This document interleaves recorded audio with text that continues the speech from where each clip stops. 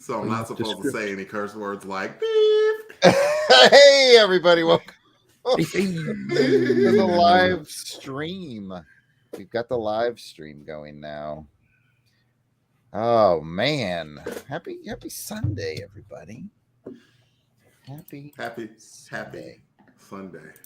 How you feeling, Jared? You good, dude? Man, I was at the football game in Auburn last night. It went late. It went Hey, cold. hold up. Did Auburn win? Yeah. Hey! Yeah, for the fourth time this season? No, I gotta tell you, I know it's not an Auburn football podcast. Yes, it is. Man, I've been to a lot of games, to include the national championship game, and I have never felt an electric energy like I did last night. Last night was incredible. As you can tell, I yelled my head off. My voice is sexy Jared voice. Oh, this is Matt Pinfield. Welcome to 120 minutes. Is it 120 minutes? Is that right? Yes! Hey, it is an Auburn podcast. Look at there.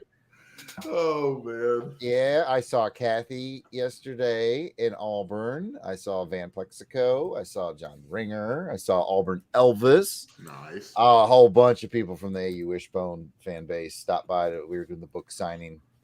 So I got to meet a lot of people. For those of you who are tuning in and don't know, I have a segment on an Auburn football podcast called the AU Wishbone. You've probably seen Van Plexico on our network. He comes by from time to time.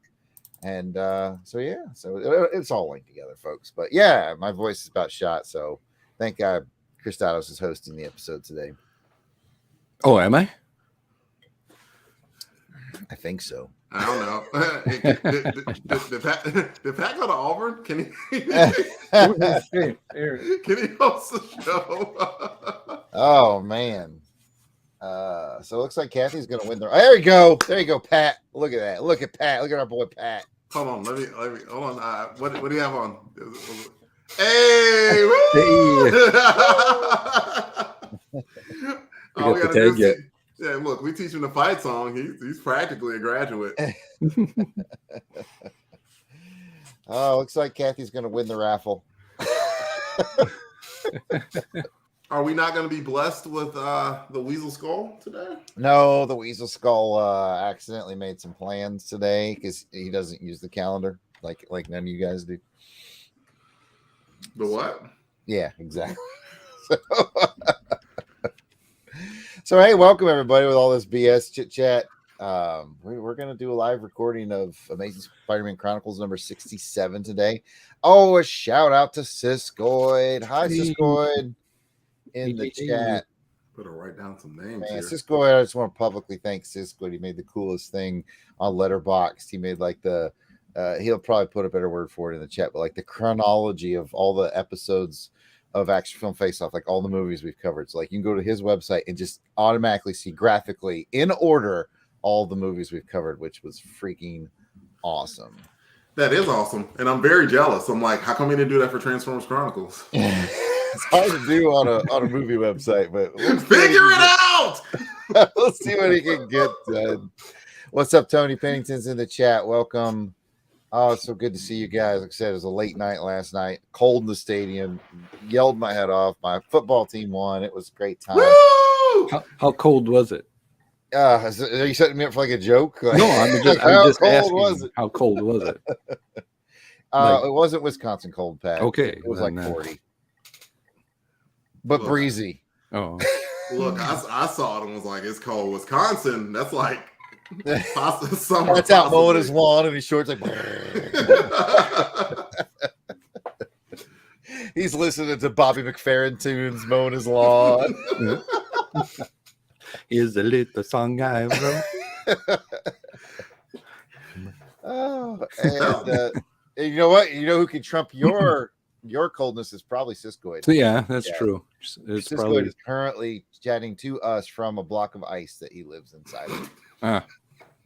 Where in Canada? Like way up in like the northeastern side. Like he's even one time zone over from you. That far up northeast. Good Lord. Okay. Dang. Got it. Yeah. The part they haven't discovered yet. He's just in an ice cube with a PC. Somehow he reached out. I think he's out there discovering and mapping it all out for everybody. It's day by day. Yeah. I swear, it feels like I hadn't talked to you guys on like camera for a podcast in forever. Like I go like a week or two, and it's like, who you were going for like 10 days, and all of a sudden, it's like you're a special guest. Yeah, all of a sudden, it's been a while since Delvin's got a beard, and I don't know what's going on. Right? You know, it's crazy. And I am enjoying Milo's Southern Sweet Tea. This is the sugar-free version. Oh, everybody goes to Milo's. I went to Milo's. I had Milo's for lunch on Friday. I went to Milo's. But we'd love them to be. I went to Milo's before too, and I got some lumber. I also was looking for some other stuff. I think that's just Lowe's. Oh, you're saying Milo's. I get it. Yeah, clever. Somewhat. Well, I just see Cisco in the chat saying they got hit by a pretty good tropical storm up there. So lay low like a sheet of linoleum when it comes to pandemonium, my friend. I hope you're doing okay. Oh, Pat, we should probably do a show, huh? We should. Yep, definitely. Hey, you know what? I just wanted to say, I don't know if you guys notice it, but as of today, we hit 200 YouTube subscribers. Oh, I was on there earlier. I thought we were at 199, so it must have happened. Yeah, it just bumped up to 200. So, all right. Tell your parents that we said thank you, Pat. I will. You know, my dad just got to the YouTubes, and you know. Oh, that's awesome. That is good news. We'll have to do a tweet about that. 200 YouTube subscribers. Yeah, that's really great, you know, and you know, for the folks watching or listening, if this is on the audio cut, you know, we're not trying to monetize or anything. We just like growing the family. We really do. So it's just really cool that people are taking an interest in it. You know, it's a team effort. Everybody does their part. It's mostly my Nostalgia Talks episodes bringing people in, but you know, whatever. Mostly. It's not a competition. If it was, I'd be winning. It's like we split the money. It's like 90% me. Like so basically 90 cents for me. 8% Pat. No, that is awesome news, Pat. Yeah, I thought it was pretty cool just to see, you know, the channel growing like that. And like I said, it's more just about getting people to join the clubs with us here and join the fun, you know. So spread the word, get it out there. Yeah, spread the word. If you're not already following us on YouTube, please do that already. I'm glad things are getting better for you, Siskoid, in the chat. Sounds like he's recovering from the storm okay. But yeah, that's tough sledding, as they say. And Ola Tichola, who is in the chat. Hey. And I can tell Delvin's writing that down already. I am. And Helica, the oldest of the wolf pack, turned 5 today. Oh, 5? The oldest? Mm-hmm. Oh man, I thought they were like, you know, 9 or 10. Because remember when they left that super cute message that we used as an intro? Yeah. I didn't realize how small they were. And Helica can correct me if I'm wrong. Like I remember 2 of her boys' names. There's Dominic, there's Vincent, and I always forget the third. she asked there's three kids in the wolf pack, and I'm forgetting one. It's either Curly or Ship. Oh no, she says youngest of the wolf pack. So the youngest is 5. Youngest. Oh, okay. Okay, the oldest is probably about as tall as the dad, Andre, now, which is about like 5'2". Don't make fun of Kathy. I don't know if that was a Kathy joke. No, as tall as and Helica's husband, Andre. I know, but you said he was like 5'2". Oh yeah, yeah. I know. Okay, you calling me short? Yes, I'm at a distance. She's nowhere near me, so I can say it. Man, we should ask the Wolf Pack to send us an updated voice drop. Yeah, send us an updated voice drop with the 5-year-old. He's probably talking now. Or anybody out there want to send us a voice drop. That's true. Anybody out there can send us a voice drop. If you want to say, hey, this is so-and-so, you're listening to the Longbox Crusade, we will use it. We will put it at the front of a track. Just do a voicemail. Send us a voicemail at 707-532-5269. Or you can record it and you make it however you want and just email it to contact@longboxcrusade.com. Very cool. Sounds professional. Very professional. I'm gonna let you have the show now, pal. Okay. Quiet. As quiet as I get. I'll go on mute too. We're gonna have a moment of silence. It's gonna be awesome. So they're gonna really enjoy the silence. It's gonna be great. I'm looking forward to it. Well, we'll get the show started. We are again recording a live recording of Amazing Spider-Man Chronicles episode 67, which will be featuring Amazing Spider-Man and X-Men. So with that, as we get going here, we'll also make sure to try to get out to you guys watching us live, get some comments ready, things like that as we go. So as we go along here.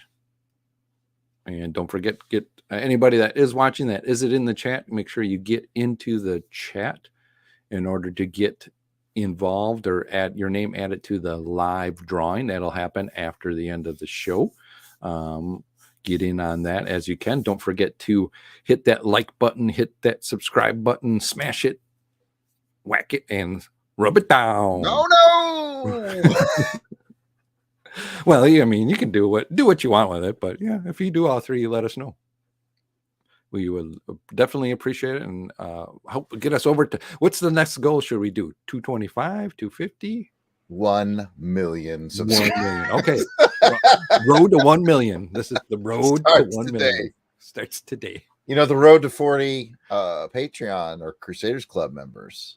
We've been trying to get to 40 for the longest time. We said if we got to 40, yeah. Delvin and I would watch and review the 1990 Fantastic Four. Oh, see, I'd watch that with you. Hey, like we got like close, but you know, like Crusaders Club members kind of come and go. Yeah. I think we're at 36 members right now. So if we had 4 more, Delvin and I would do the review of the Fantastic I'd watch Four. that with you. I've never seen it We're yet. still beholden to that. I figure. We made a promise years ago. We may just to see it get done, we may have to let Jason join, but Oh, just for once, and then we can. Easy. Come on. Whoa. Oh well. All right. Well, let's get this show on the road. Let's get down to what you guys came here for, and we'll get started in a few seconds here. So, let me get my voice ready. Me. All right. We're gonna start it off in. Joel, you're talking crazy, Pat. LOL. See, that's what happens. Give me a microphone. Now I'm live. Then, did you guys want to do a show? eventually. One of these days, yes. Okay. See, I finally get to talk without anybody interrupting me or saying anything. Yes, I have to do a show with people. All right. Yeah, here we go. Let's get started. It's getting late by Delvin. I know, Delvin. Got to get going. All right, here we go. Starting off at 3, 2. You're listening to Amazing Spider-Man Chronicles, episode 67, featuring Amazing Spider-Man number 211 and Uncanny X-Men number 140 from September 1980. Hello and welcome to the 67th episode of Amazing Spider-Man Chronicles podcast. I am your host, Pat, aka DJ Christatos. Amazing Spider-Man Chronicles is a podcast that will journal the Amazing Spider-Man comic book issues read chronologically by their release date, along with another comic from my comic book collection, either in digital, in a trade, or from the many long boxes stashed away in my basement. Each episode will provide short recaps and reviews and ratings of the issues for that release date. The goal is to keep me actively reading through my collection and having some fun along the way, talking about them with my friends. And speaking about my friends, joining me today for this episode is Jared Albrecht, aka Death Pro. Oh, well, hello, Pat. Hello. Hello. This week, something interesting happened. My What? neighbor, he put a small device that doesn't really do anything, to my knowledge, in my backyard. It's about the size of a grain of sand. And I just went to war with him over it. So, seemed like the logical thing to do. Yeah. Oh, well, of course, as you would. Yeah. Like, how dare you put this almost unnoticeable size device in my backyard that does nothing to bother me? So we fought. Yeah. Mm-hmm. Rallied the troops, everything. It's ongoing. Yeah, makes sense. Makes sense. I hope things work out for you, and eventually you will get the dispute taken care of, and We'll see. We'll see. I went to the Prince Namor School of Leadership, by the way. I don't know yeah. if that's related to that story. And me think, I'm like, what is he talking about? And then I'm like, oh yeah. Yeah, I mean, he has a big kingdom, and it's like, can we put this one thing here? And it probably no. He has the entire ocean. Like you wouldn't find that thing if you were looking for it. It doesn't do any harm, but he doesn't want it there. Look, Mans is bored. Okay, he just need an excuse. He's got to do what he's got to do. So he's got to protect his kingdom, and that's what he's doing. Can't blame him for that. Well, let's go ahead and say hello to Delvin the Dark Web Williams. Hello, Delvin. How are you? Great, Pat. How you doing? I'm doing good. I have a story to tell. I dated this girl once. Her name was Wendy. She was tall, a little bit hairy, possibly like to eat human flesh, but that's neither here nor there. She treated me very, very kindly. And for whatever reason, things didn't work out and she left me. So I guess the point of what I'm saying is Wendy come, Wendy go. Look,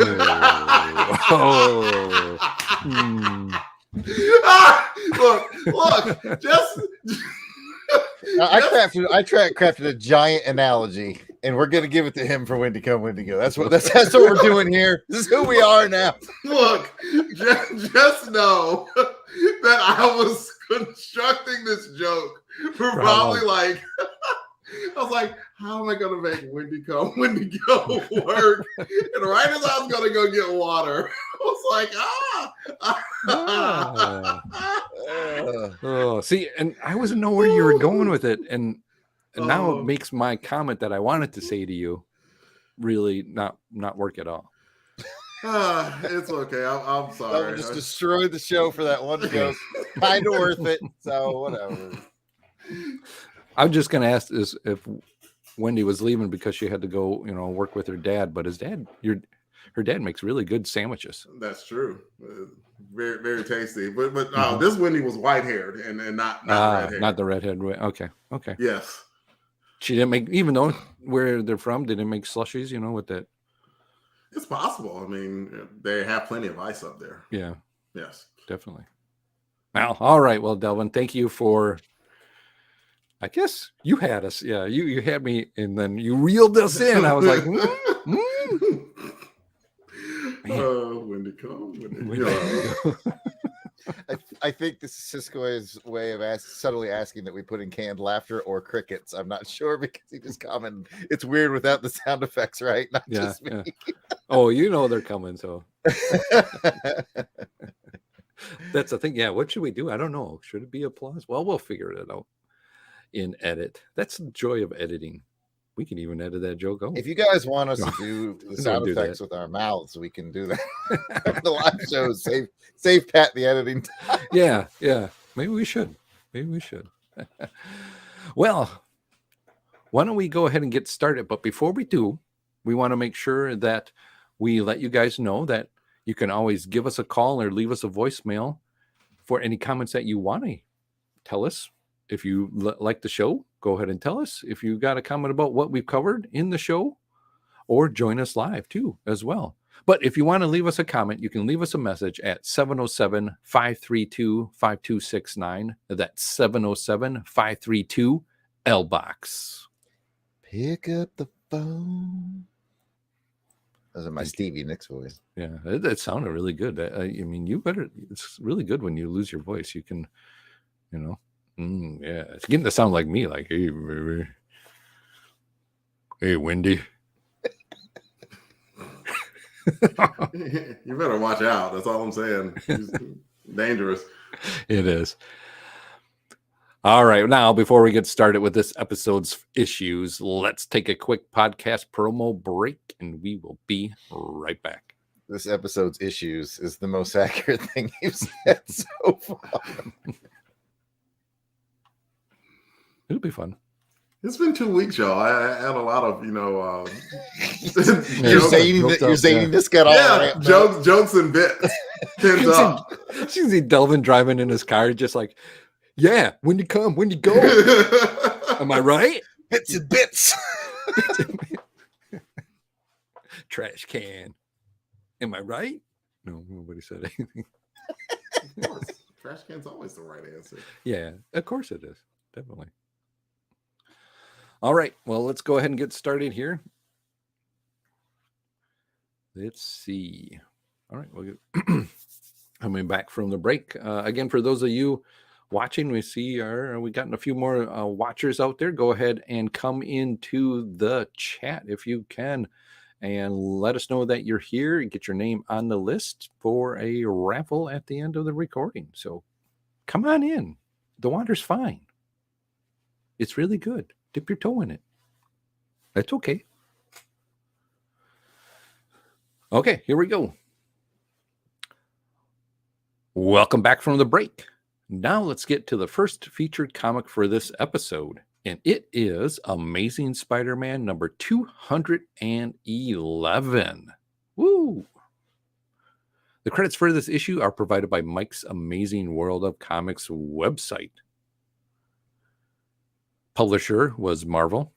It's got a cover date of December 1980, but its on sale date was September 9th, 1980. Cover price is 50 cents. Editor is at $10 Ellen Miller. I was wondering what I was wondering why Jared was sitting there like with a smile on his face. I'm not looking at this. I'll go back. I did it just for him. I said it just for him, but we'll go ahead and change it. Editor was Alan Milgram. Now I got it. Editor was Alan Milgram. Writer is Dennis J. O'Neill. And penciler, John Romita Jr. Inker goes to Jim Mooney. And letterer is James R. Novak. This was reprinted in Essential Spider-Man Volume 10 trade paperback. And you can also find it on Marvel Masterworks Volume 268, which featured Amazing Spider-Man Volume 20. And it's also on Marvel Unlimited. So we hope you read along with us through either one of those ways and have fun with us. Cover credits go to John Romita Jr. as a penciler, and inker is the one, the only Alan Milgram, Jason's favorite. And speaking about the cover, Jared, go ahead and give us a cover description. Sure thing, Pat. The Marvel Comics group banner is red with white letters like a diver's flag. Spider-Man is swinging in the ocean blue corner box. The Amazing Spider-Man logo is yellow with red highlights like a seaside sunset. With the webs, water webs, I guess. My theme ran out just then. The main action depicts Spidey standing on the smokestack of a large seagoing vessel.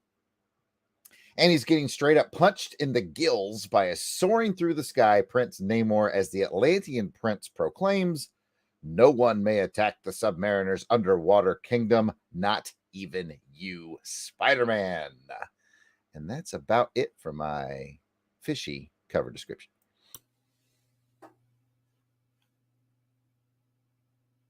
I don't have anything to say.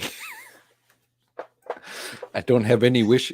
Something will bubble up, Pat. Don't worry. Yeah, I guess I don't have any witty kind of, fishy comment on that. But, I'm still thinking about that Delvin Wendigo thing. Sometimes bits come, and sometimes bits Wendigo. Yeah, the fish thing, you had the Wendigo thing. It wasn't on the same scale. No.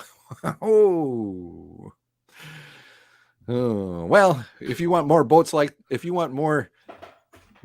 this, folks, tune in to the Longbox Crusade.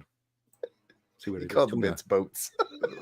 It's kind of a joke in and of itself. These bits and boats, they don't get better. It's true. It's about the same quality throughout. All right, well, let's go ahead and get some quick cover thoughts on this, and we will start with Delvin.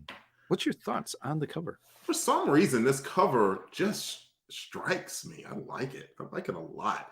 You know, you got Namor just like, it looks like he's coming in from the water, just a whack. It's like knocking the heck out of Spidey. You know, Spidey in his history of smokestacks, lucky ain't, you know, like four Spideys didn't pop out and start attacking Namor, knowing his history with the smokestacks. That's a good one. Thank you, sir. You're on fire today.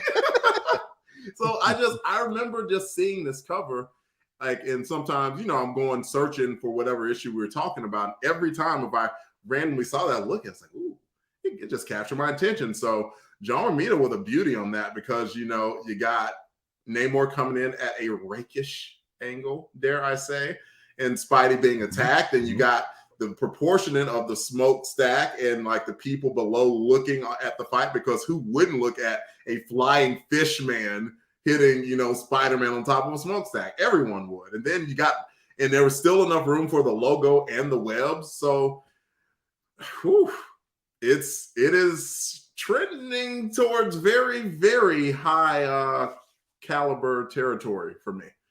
What about you, Jared? I'm right there with you. You said everything I was thinking. You even included the words rakish angle, sexy erotic Namor, I think you said. I didn't say that. You oh. I just said Namor. Oh.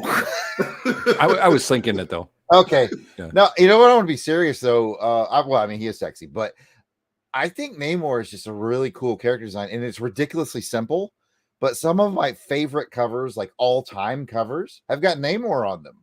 Like, just something about him. He's a powerful, striking image. Like that John Buscema cover where he's just standing there, arms out, holding the trident. You know, we don't have to pull it up. You know what I'm talking about. It's one of my favorite of all times. The one where he's fighting Tiger Shark on the cover. I think that's another John Buscema. Like, just the two of them going at each other. I love it. And it works here. I guess it's because he, especially if you know the character, he's very overly aggressive. So you just know something's about to go down. And here we see it going down. Like, how you gonna fight Spidey? He's a nice guy, right? But it's Namor, so you know there'll be a reason. He'll find a way. Yeah, he will. And you know what? Back to our friend the color wheel. Red, it's enhanced by green. So those green trunks against Spidey's red outfit, like it just all comes together. Like Delvin said, rakish angle, action pose, John Romita, $10 Al Milgram, as some people call him. It's all together, and it's just a book. You see that on the spinner rack, you're like, oh, I'm picking that up. So yeah, I'm with Delvin all the way. What about you, Pat? You know, you guys have said everything I was just thinking as well too. And I think, you know, what makes Namor so interesting is that he's just a striking character, his design, you know, and he can pull off, you know, how can this guy just pull off this outfit, which really isn't there in an outfit? It's just this guy in some trunks, right? Trunks and bracelets. Yeah. Every time I wear that, people ask me to stop.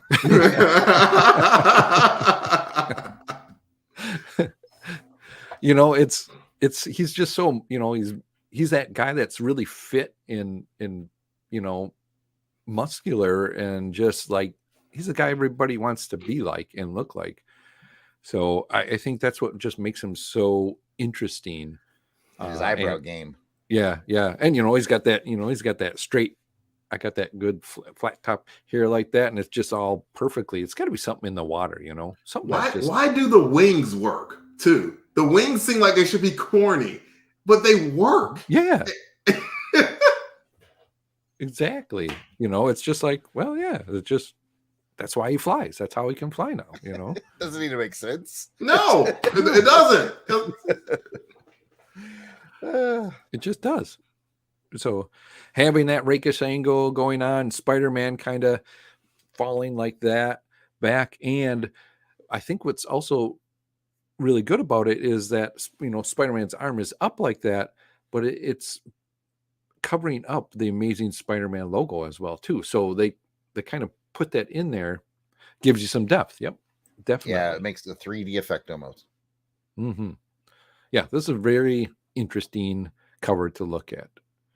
Well, since we've talked enough about the cover, let's go ahead and get into the ratings on it.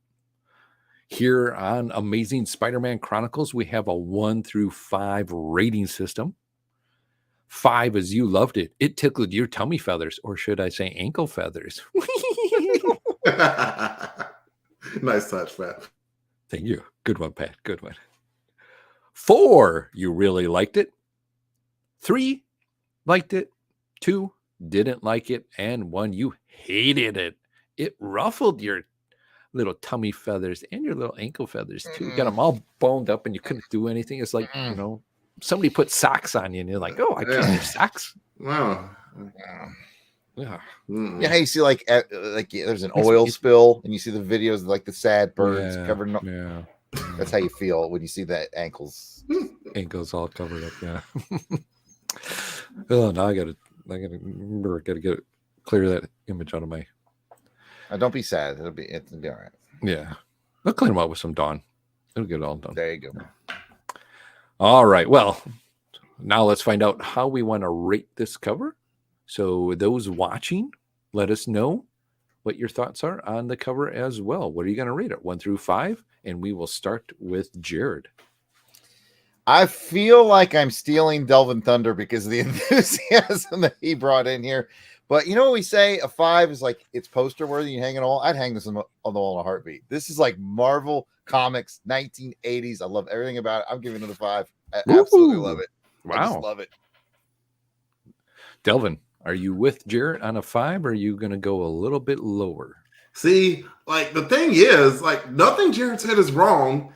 And like I desperately want Musical Genius November here because I badly want to rate it a 4 or 5. But given a choice, given that it captures my attention, and there have been a lot of amazing Spider-Man covers, and for whatever reason, as soon as I'm flipping through the Silver Ages, I see that I kind of always stop and look at it. I think that alone is a reason enough for me to give it a 5.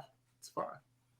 Ooh, it's a 5. You put me in a position. I'm like caught between two lovers. 1, 2, 3, 4. Yeah, boys, let's get it up. Woo, Yay! woo. 5. Dude, It's a a great 5. Sunday. Woo. 1, 2, 3, 4. 5 will make you get down. Yes. Woo.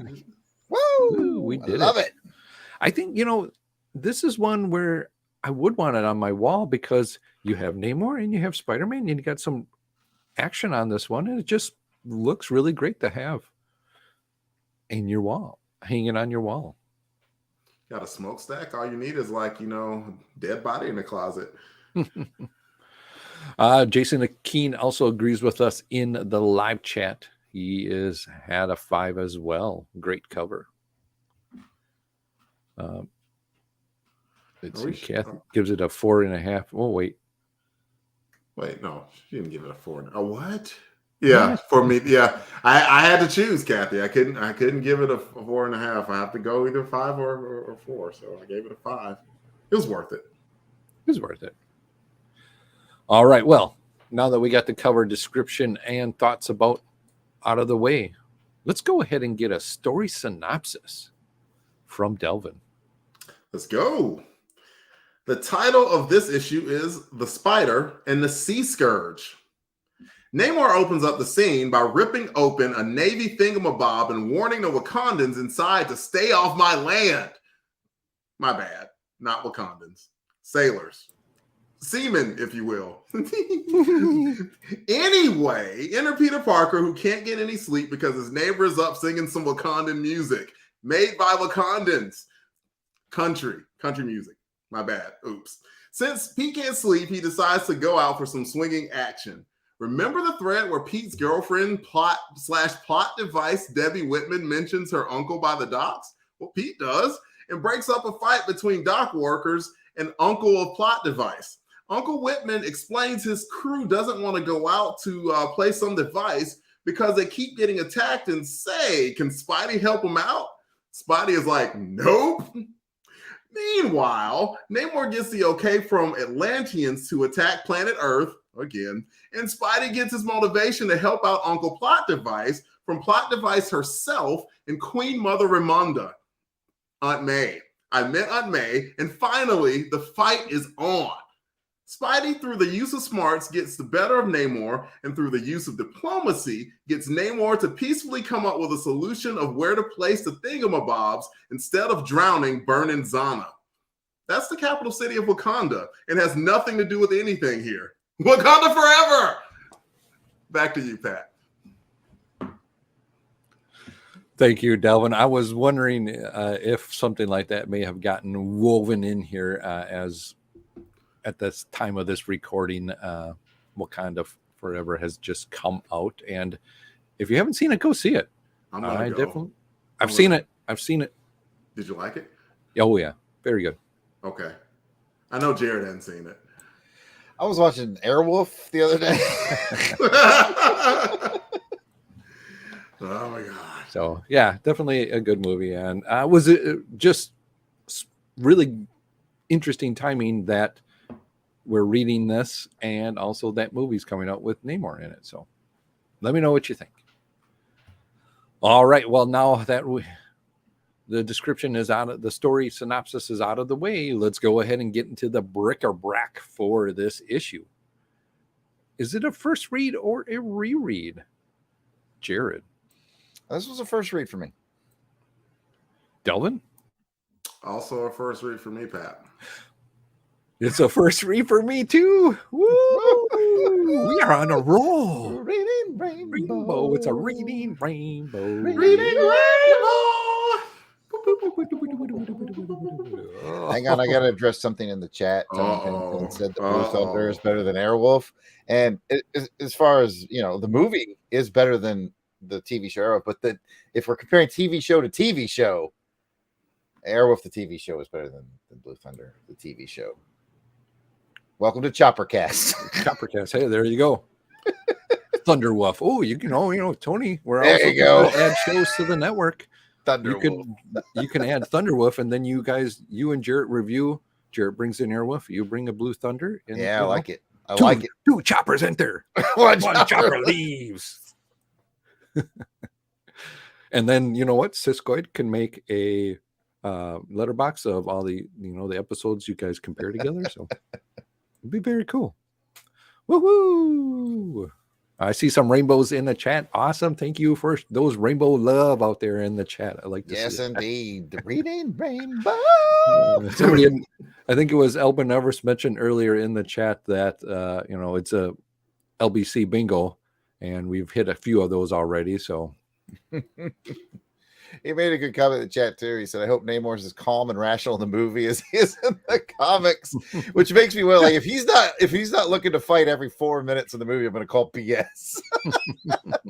It's like I'm Wakandan. What? I don't care where you're from. If you're not from under the ocean, we fighting. I like your wings. You like these hands? Get us back on track, Pat. All right, here we go. All right, well, let's go ahead and get to some high-lows or what-does for this issue. And I'm going to start with Jared. You got a high-low or what-the? Well, man, you think I've been more prepared. It's a great issue, so I'll focus on the simple. We mentioned last time how it felt like we're getting on track with a consistent art team. With Ramita and Milgram, man, they are a good duo. I don't think we've seen a duo this good since like Ross Andrew, and it's been a while. Help me out. Yeah, Esposito. Yes. Oh my God! I was wondering. See, that's the center. That's the center of the whole bingo box. Sorry, Mike. Forgive us. But I'm serious. This is looking as good as that did. Now, can they get the numbers and consistency? I don't remember how long this run goes, but so far it's welcome and it's nice. No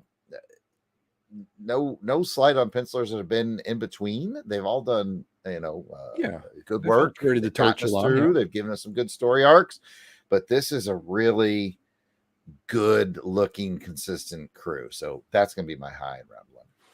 I'm definitely going to agree with you on that. The artwork in here was very nice to look at and helped read this thing. Kind of went through a lot breezier than what I was expecting it to be.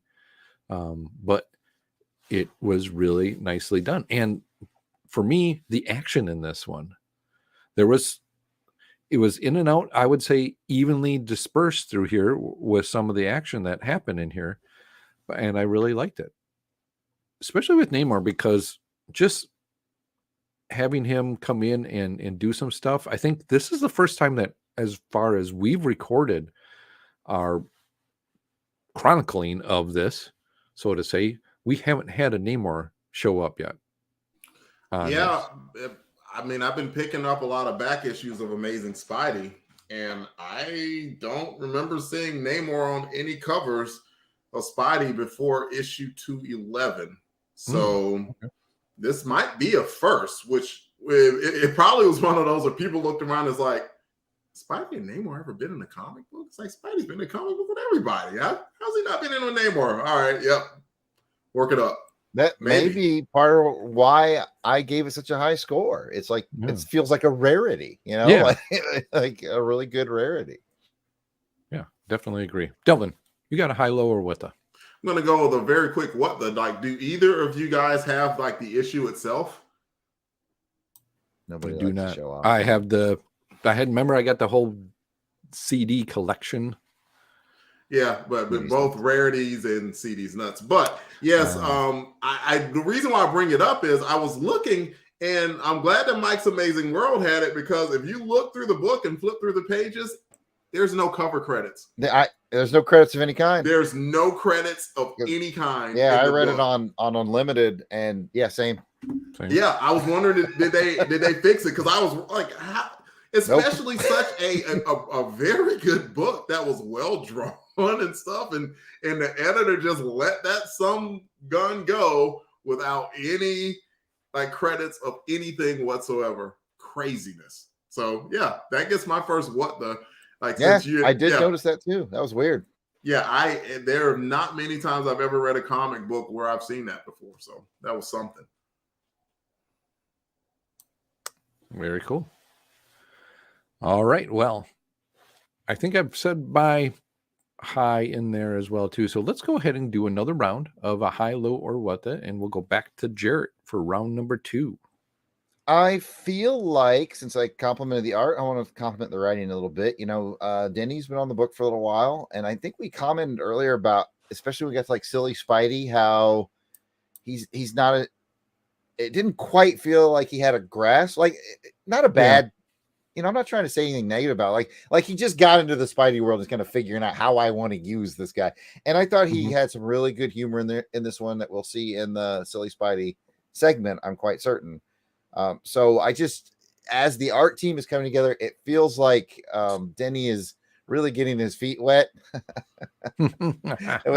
and really getting a hold of Peter. I love the scene with him and Aunt May. That felt really good. I think it's all coming together. I agree too. With the story that was woven in here, just adding on again the other building of little stories that are happening, and the callback again to, we find out that, you know, her uncle, he wanted something, or she wanted Peter to at least help him, but he blew it off, and then finally we find out what's happening, and now Peter's kind of stuck in a rock and a hard place on this one a little bit, and so he has to go and help the uncle out. But I'm like, man, how is he gonna? Is Peter gonna try to, you know, Spider-Man gonna try to do everything on this boat with just the guy? Ahoy there, I be Spider-Man. I'm like, I don't know if that would really work out, but well, maybe he's got some skills. But he's strong enough to move everything. But I thought that was interesting to do. It was a interesting plot point, but there were some other things going on here as well for some other story plots that were happening, and I like that. It's just, so we got to see this, and maybe down an issue or two down the road, we'll see some of the other stuff turn up here. You know, like, is Aunt May going to continue being that recreational, you know, head of the recreations for the old folks home that that spins off into you know? a 6-issue miniseries. Yeah, you know, Aunt May and the Shuffleboardians, I think is what it's called. It's funny. I like that part. I do want to make a comment though about what you said. It was nice that the writer's name just fell out of my head. Denny. It was nice that Denny revisited that plot thread of the uncle, because we all were a little thrown off by that in that issue, because she was like, maybe you could check in on my uncle, and he was like, that sounds like a you problem, baby doll. We're like, that is so not Peter Parker to do that. So I'm kind of glad we doubled back, because that felt weird back when he did that. It did Dylan, you got a high, low, or what the? Like, are you looking at my shirt right now? Yes, I am. I was not listening to anything that you were saying about your Uncle Debbie. I'm sorry. That's not that's not appropriate. Yeah. I like Spidey's whole plan of attack and how he approached Namor. Like he kind of said, it's like, I've never faced this guy before. I've kind of heard some things about him, but I don't know. And he, like, from the whole duping him to following him into the smokestack that started drying Namor out and then keeping him off of the ocean. It's similar to the come out to play that Jared and I did, where Namorita got completely like walloped by sea urchin because she made the mistake of flying out there and she was all angry and ticked off and hadn't touched water in some time, and he flash fried her, and completely took away all of her moisture, and she was very weak. And a very similar thing happened here, to where Spidey thinned him out, and then he tried to get away. He webbed up the wings and got him to the ground. And instead of just trying to beat him up, I was like, look, dude, can we talk? What? Like, why are you so mad, dude?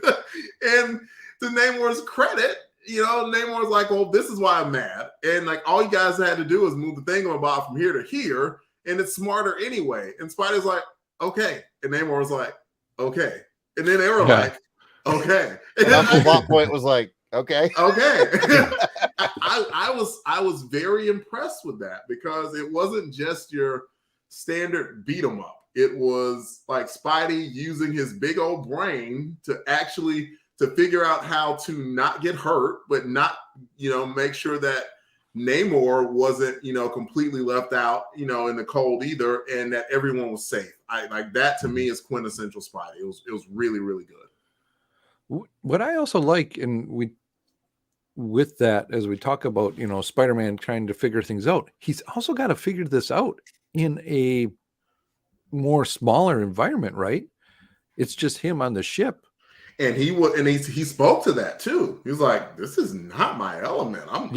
I like having the buildings and I can use my agility and everything, and to continue to have different angles of attack, because that is kind of where he was at his best. So that was even more of a reason for him to use his brain instead of his brawn. Exactly. Yeah. It was nice to see that happening here with that one. And just to see him kind of go toe to toe with Namor. And Namor was really, he's a strong dude.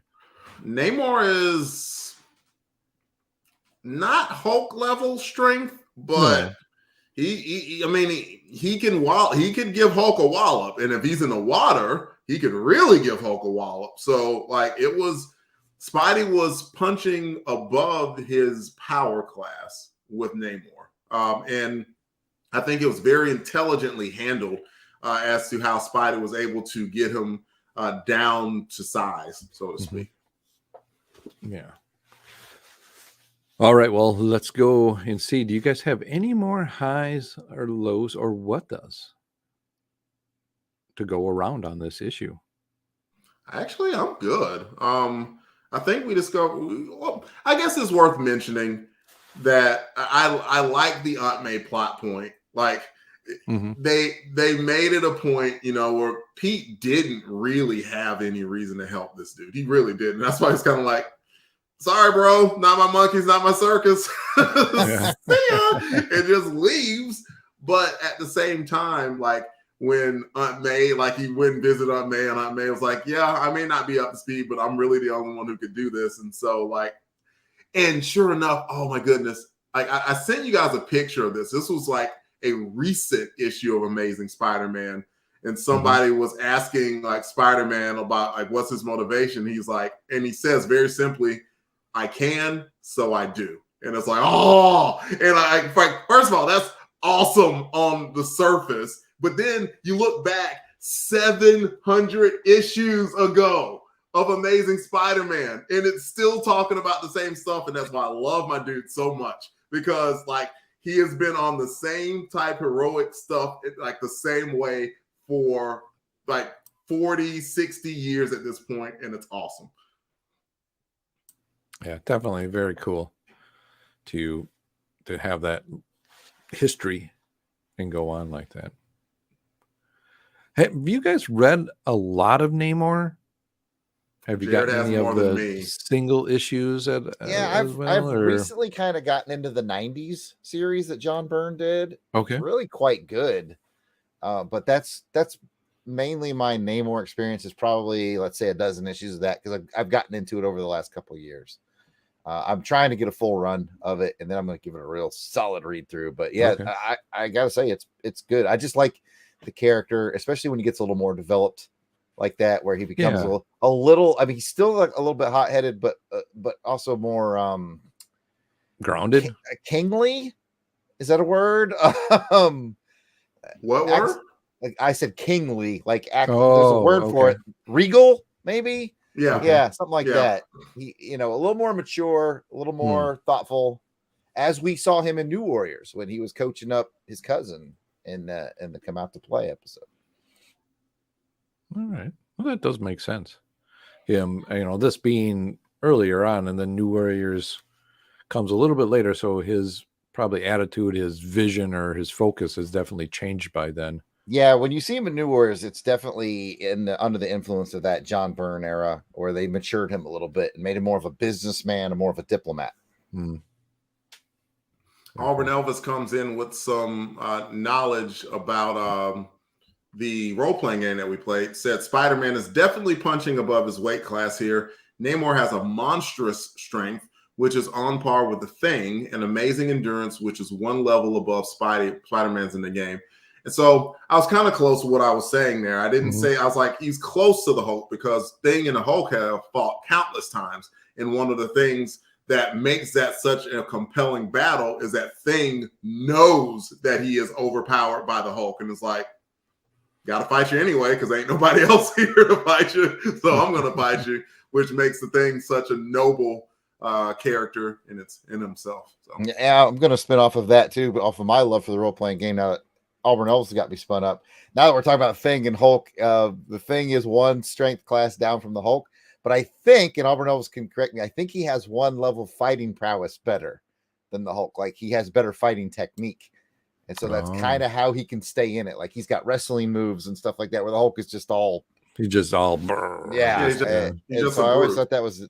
They really put a lot of thought in that role playing game in it. That makes sense to me. If my memory is correct, I bet Auburn Elvis knows off the top of his head whether my memory is correct or not. That does make sense. What you're saying, I could definitely see that. How that would be. Just his probably intellect level too are probably different. He's probably. Especially when he's in Hulk mode, Thing is probably smarter. All right. Well, does anybody have anything else for this issue? All right. Well, then let's go ahead and get into the silly Spidey moments for this issue. And we'll go to Delvin. Do you have a silly Spidey?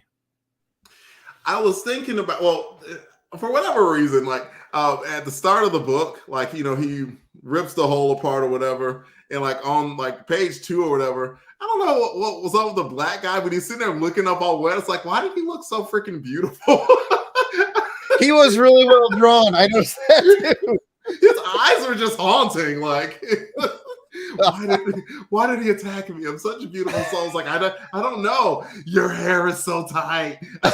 But like the other thing that was kind of the silly Spidey for me was like Pete says something like, like normally I don't interfere in other people's business. It's like, yeah, you do.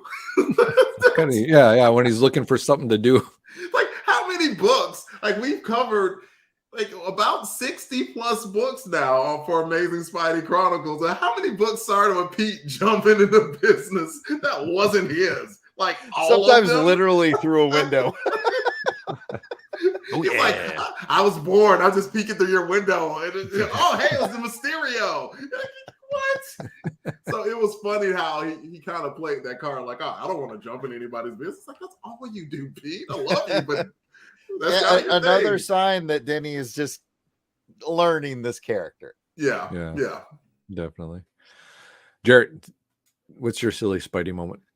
First of all, I thank Auburn Elves for backing up my memory in the chat. My memory on that was correct. But if that's cut out, then it's cut out. That's fine. My silly Spidey moment is got to be, I bet we picked the same one, Pat. When he tried to leave the house and the orange pinstripe pants. And went back inside to change. That was just a good little sight gag. Yeah. That was it was funny. And it worked too because he was tired. He even said it. I just got to get out of the house. And he had to, that was funny. What really sells it too is the way they did the art. Like they got him in Spidey, I'm about to launch cool pose, but he's wearing the orange pants. Yeah. And then they used kind of the same pose the next panel, and he's just looking down like, zooms back in. So it's like it was just really well executed as well. What's funny though, and it got me thinking when I saw that page, I'm like, okay, this is gonna be my silly Spidey, but what's even funnier is like, so is those just like Spidey socks?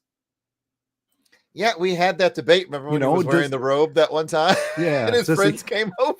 Yeah, does he have? Is there like is his leggings or I don't know what you want to? I'm not a superhero, so I don't wear these kind of equipment, so I don't know what you would call them. But did he just keep the Spidey socks on, or did he actually have the Spidey pants on underneath it? That I gotta think they're Spidey socks. I think between this and the time he was in that robe, they're socks like leg warmers. Does he have like Spidey leg warmers? Leg warmers.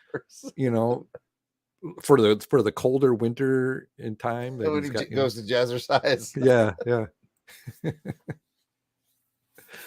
But yeah, that was mine too. That silly Spidey moment. There was not a lot of quippy stuff in this one, so it was hard to really pick something else out here. He didn't even use the typical words that I would my trigger words that I would like to see in. But I like that one. Good sight gag. I like. And they did keep that one gag. Once he got hit with that brine, like how he was like itchy throughout. Oh yeah. So that was kind of fun too. But yeah, the pinstripe pants is the winner. And according to Auburn Elves in the chat, they are socks. Ah, okay. Socks without the pants. That is documented that there is a seam there, I suppose. Good to know. That is definitely good to know. I always want to, it's always good to, know your superhero's wardrobe and how it operates. Yeah, I mean, in New York, when it gets real hot in the summertime, you're gonna want those options. You want to, peel off them socks and you cool it down a little. You want that breathable to go through, but also you want some of that to protect you too. So it's, oh man, that brine. What did he smell like? Didn't anybody smell that brine on him? Like all I can think is like he smells like pickles or something. Yeah, I guess. or like cod. Maybe he washed it off or tried to. We probably could get the smell off, but I guess he couldn't get the itchiness. I didn't know that brine was itchy, but then again, I've never been covered in brine. So. I learned that. I just always thought it was like heavy salt water, but I suppose. Right, you brine a Thanksgiving turkey. I have brined a turkey before. It was pretty good. Cisco mentions in the chat, is it pinstripe pants or are they corduroys? Ooh. That's a great question because this is the early 80s. So I think he's right. Odds are they're probably corduroys. I'm going with corduroys too, just because I want to hear that. Yeah, just he's swinging through the city. Yes. Spider-Man, we knew you were coming.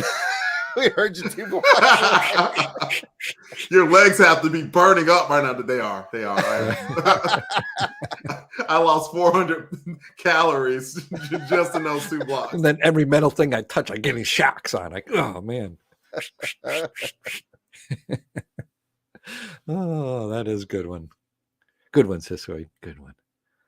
All right, well, let's go ahead and get to the ratings on this issue. Again, as a reminder, it's a 1 through 5 rating. Is 5, you loved it. It tickled your ankle feathers. 4, you really liked it. 3, liked it. 2, didn't like it. And 1, you hated it. It pinched and covered up your ankle feathers. Put web fluid all up in them and everything. Yeah. Ooh. All sticky. Ugh, I don't like it. Delvin. I give it a 4. It was very good.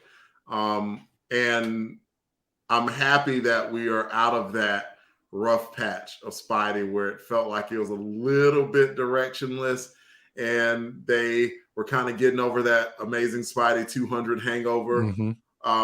And I'm surprised that Jared didn't mention it, but it's very pleasant, right? That you got a cover and the insides that's drawn by the same person. Like, because Right. couldn't get that with Keith Pollard. Keith was like, you're either going to get the covers or you're going to get like finishes.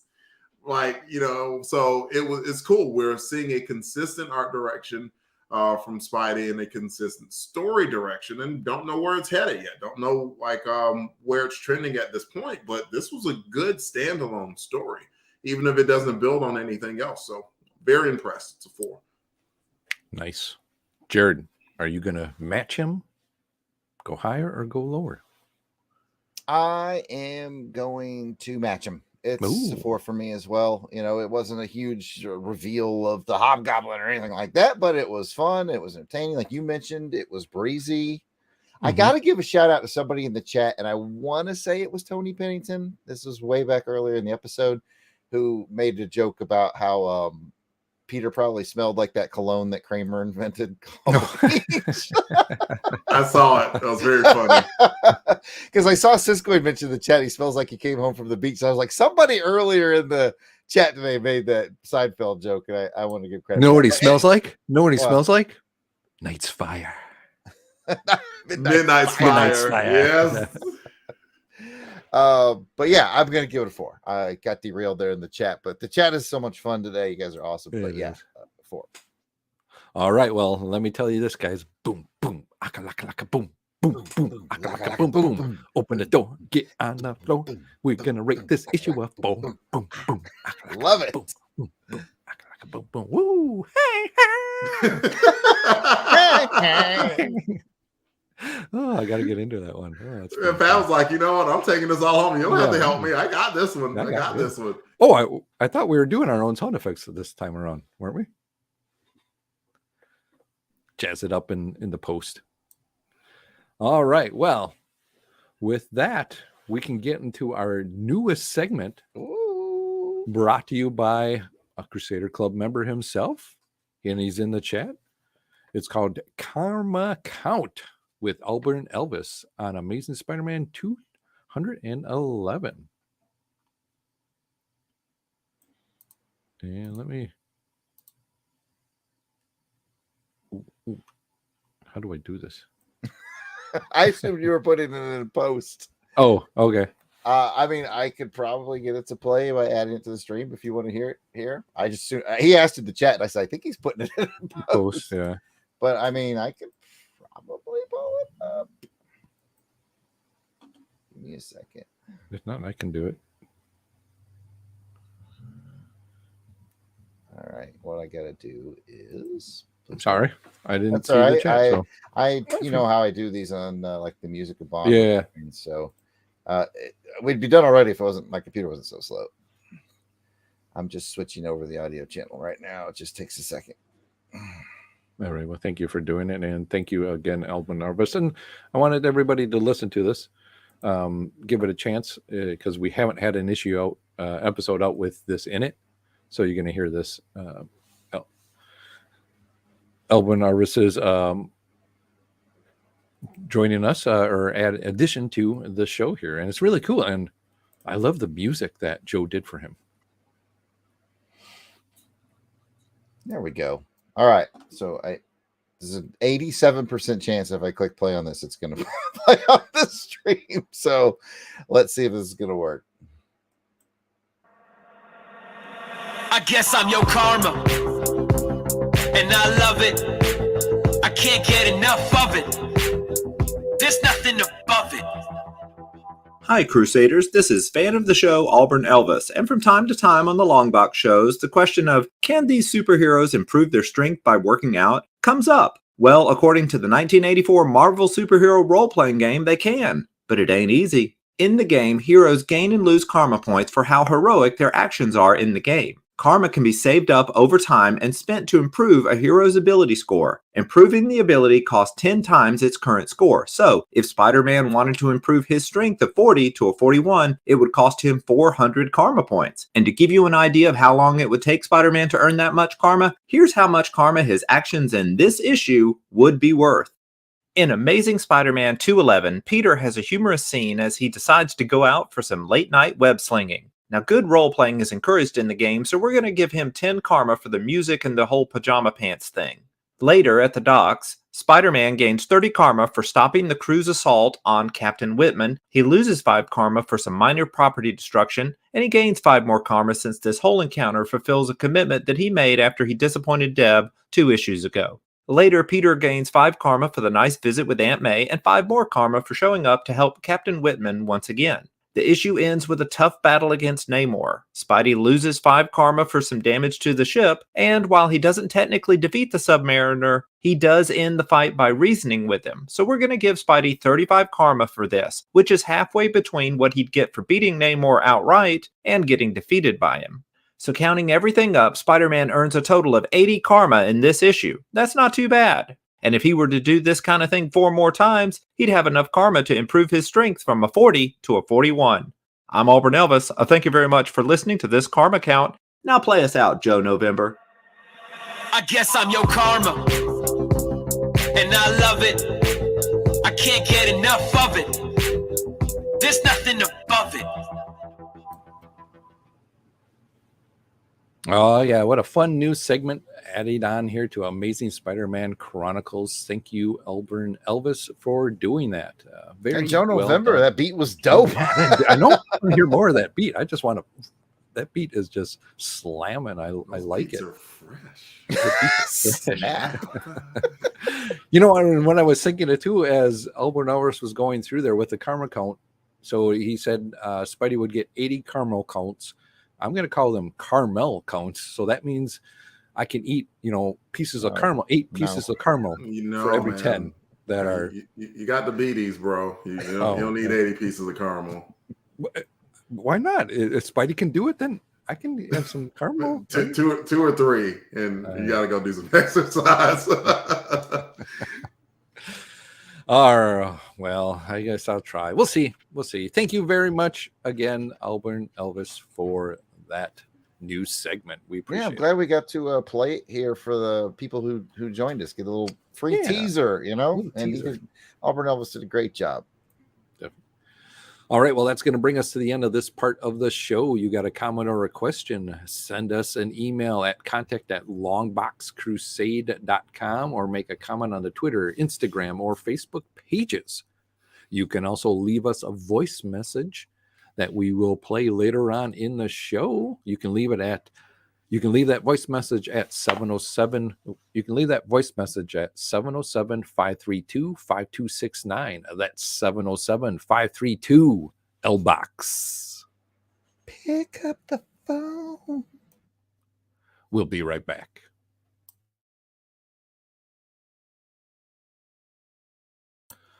All right. Very cool. Thank you all for awesome. There's a lot of chat going on in the chat, and I love it. It just flies by so fast that I'm missing it, but that's okay. Definitely fun to see. Yeah, you got a host, man. Yeah. I'm switching my Marvel Unlimited over to X-Men. Okay. Do you want me to read Jason's synopsis? Hey, if you want to, appreciate it. Got it. Did you know me if I tried to read it? Yeah, we try and keep this under 2 hours. That's true. All right. Well, speaking about that, let's go ahead and get into the next segment. In 3, 2. Welcome back from the break. Now let's get to the second featured comic for this episode, which is determined by our Crusader Club members. Club members get to vote on this segment using the online poll only available on the Longbox Crusade page at patreon.com. As always, we want to thank our Crusader Club members for voting to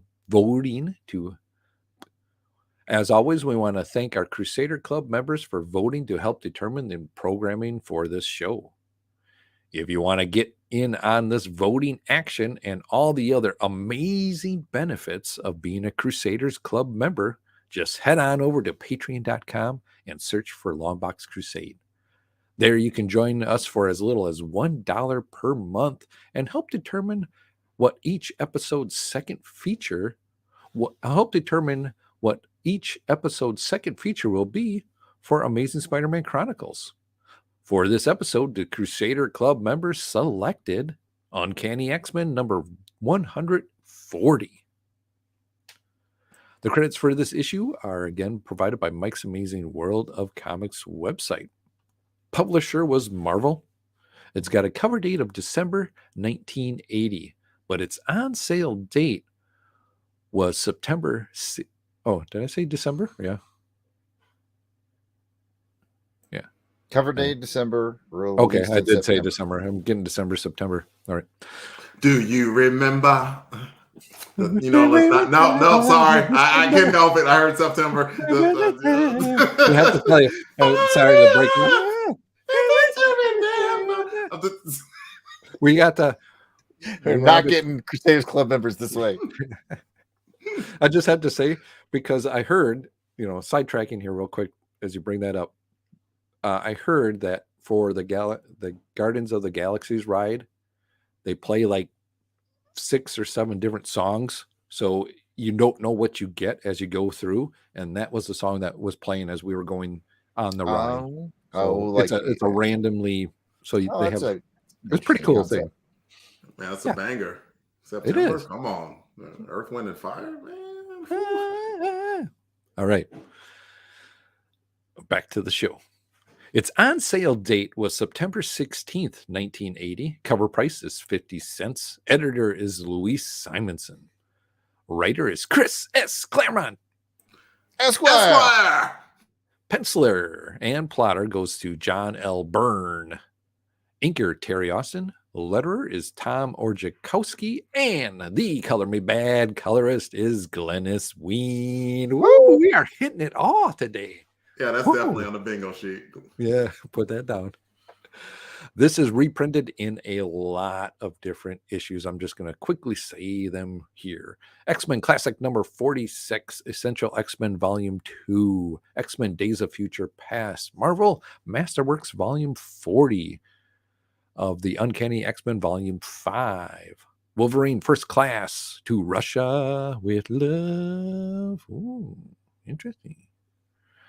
Masterwork piece, Marvel Masterworks Uncanny X-Men Volume 5 and the Uncanny X-Men Omnibus Volume 2.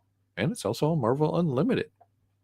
Cover credits for this go to penciler John L. Byrne and inker Terry Austin. And speaking about the cover, Jared, give us a cover description. All right, I will.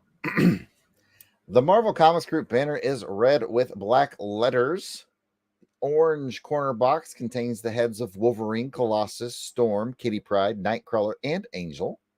The Uncanny X-Men logo is yellow with blue highlights. And the main action is the Wendigo going wild. He's smacking Wolverine into a tree as he terrorizes one of the Arquette sisters as she tries to protect her baby.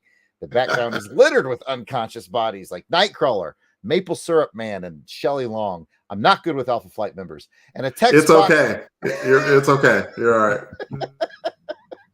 And a text box reads, "Fist to fist with the savage fury of the Wendigo." And I was going to take the spin on the word fist to be my theme through this. So I Googled a lot about fists and probably not a good idea.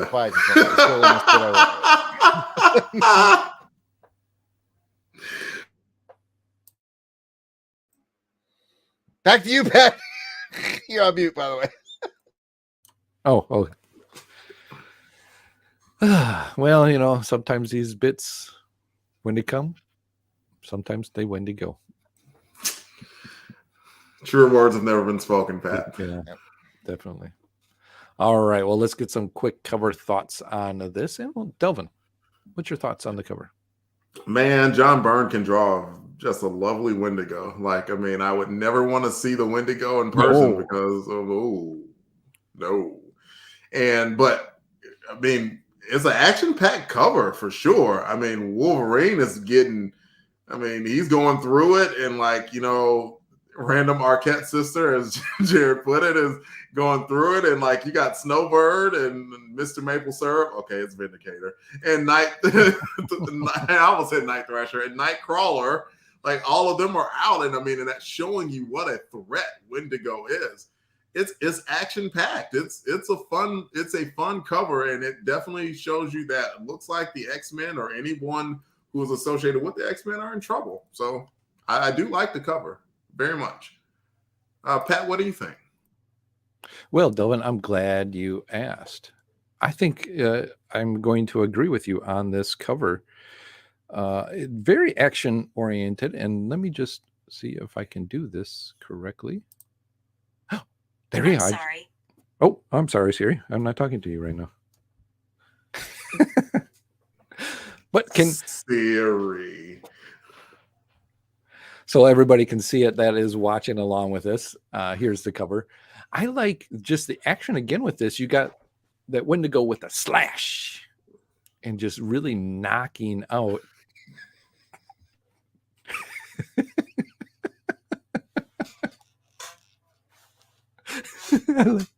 That's right, Pat. We're gonna have to hide you, I guess. That's fine. I like the way you're popping out. I'm trying to pop out, but I can't. Anyway, I really like the way Wolverine is getting just kind of thrown around by the Wendigo there. Again, and then if you look on it too, his arm, just like the Spider-Man, is covering up the X-Men. Very, very good catch. Good catch. Did we cover everybody? It got thrown off there. Got Jared. Okay. Jared, what's your thoughts on the cover? Man, this cover is energy. It's got so much energy. You Byrne and Austin, and I want to brag on my boy Austin for a second. Propping up the inker. Mm-hmm. But I don't know if Byrne drew it out this way, but I really like how he does the heavy blacks under like Wendigo's chin, on his leg. The shadow work is just really, really good, especially when you have a character that's like white, like the Wendigo, right? So, your shadows and your shades are going to pop even more. So I like the real kind of cool and subtle way they put their names carved into the rock on the cover. That is very cool. The cover just has energy, and sometimes we talk about having a cool villain on your cover. We kind of had that with Spidey on this episode. I mean, Namor's not really a villain, but they were at odds.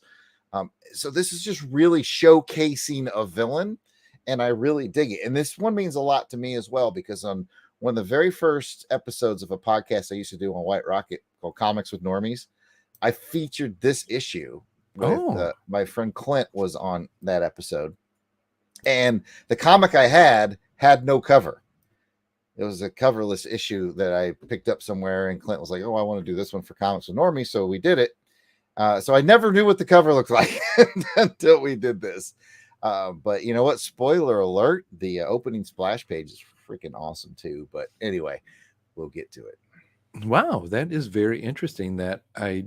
This was one that you covered with Clint. Wow. Yeah, on Comics with Normies, I did this one a couple of years ago.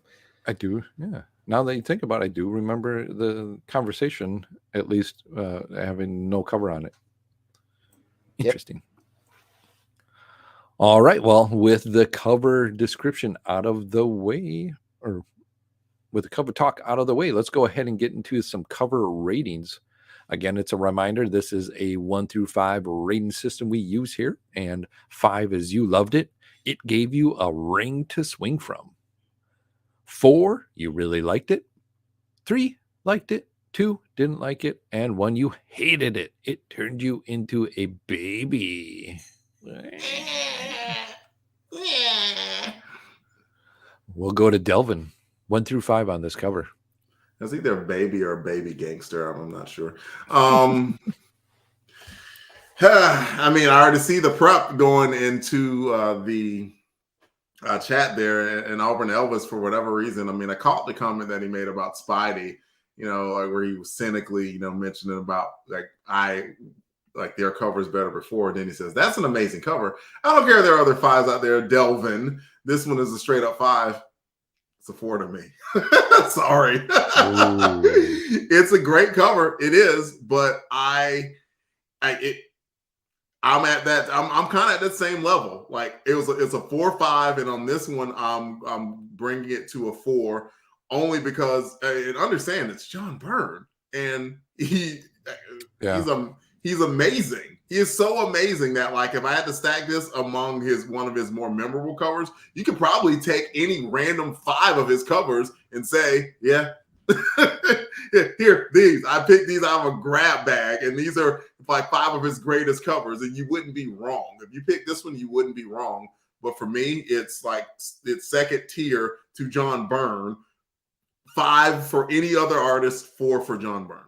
It's a 4 for me. It's a strong 5 it's a strong 4 for you, is what you're saying. It is. It's a strong 4, like super strong, like flexing. Okay. Yes. Jarrett. I'm laughing in the chat.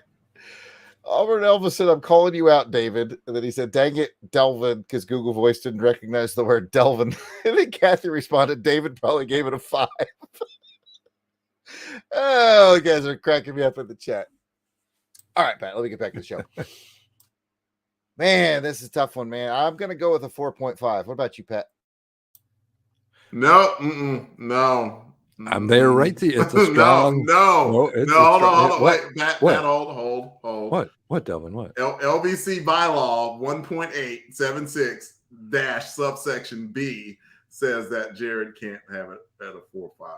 Only Joe November can do that. Oh.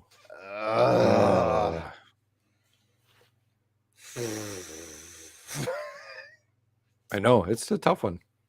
I don't know. Maybe it's because I got a really good nap before this episode. I'm giving it a 5. I think it's. Here's why. Wendigo is a cool looking character. And again, I have never seen this cover because I did my last episode when I covered this one was coverless. So to me, like the best Wendigo I've ever seen was Todd McFarlane drawing him in like those first 5 or 6 issues of Spider-Man. Yep. And I was like, this is better or at least as good as that. It's just captivating. Long story short, this might be the best Wendigo drawing I've ever seen. So I've got to give it a 5. Okay. I understood.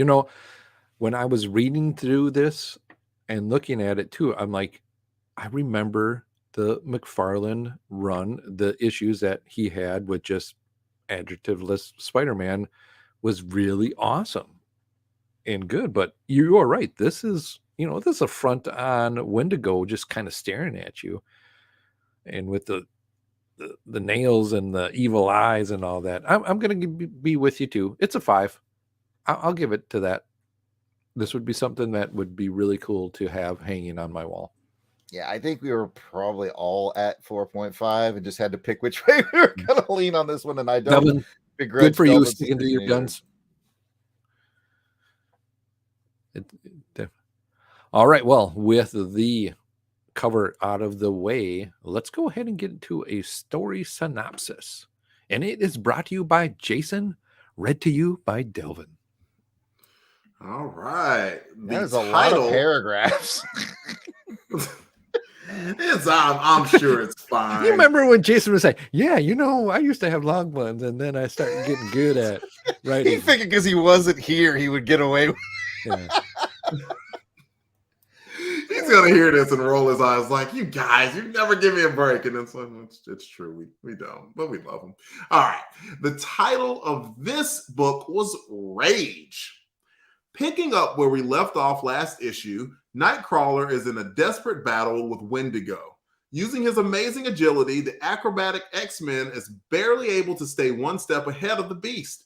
Eventually, however, Nightcrawler's luck gives out and he finds himself caught in a vice-like grip of the rampaging creature. With frantic effort, Kurt manages to teleport free, but he hardly has time to catch his breath when the creature is upon him again.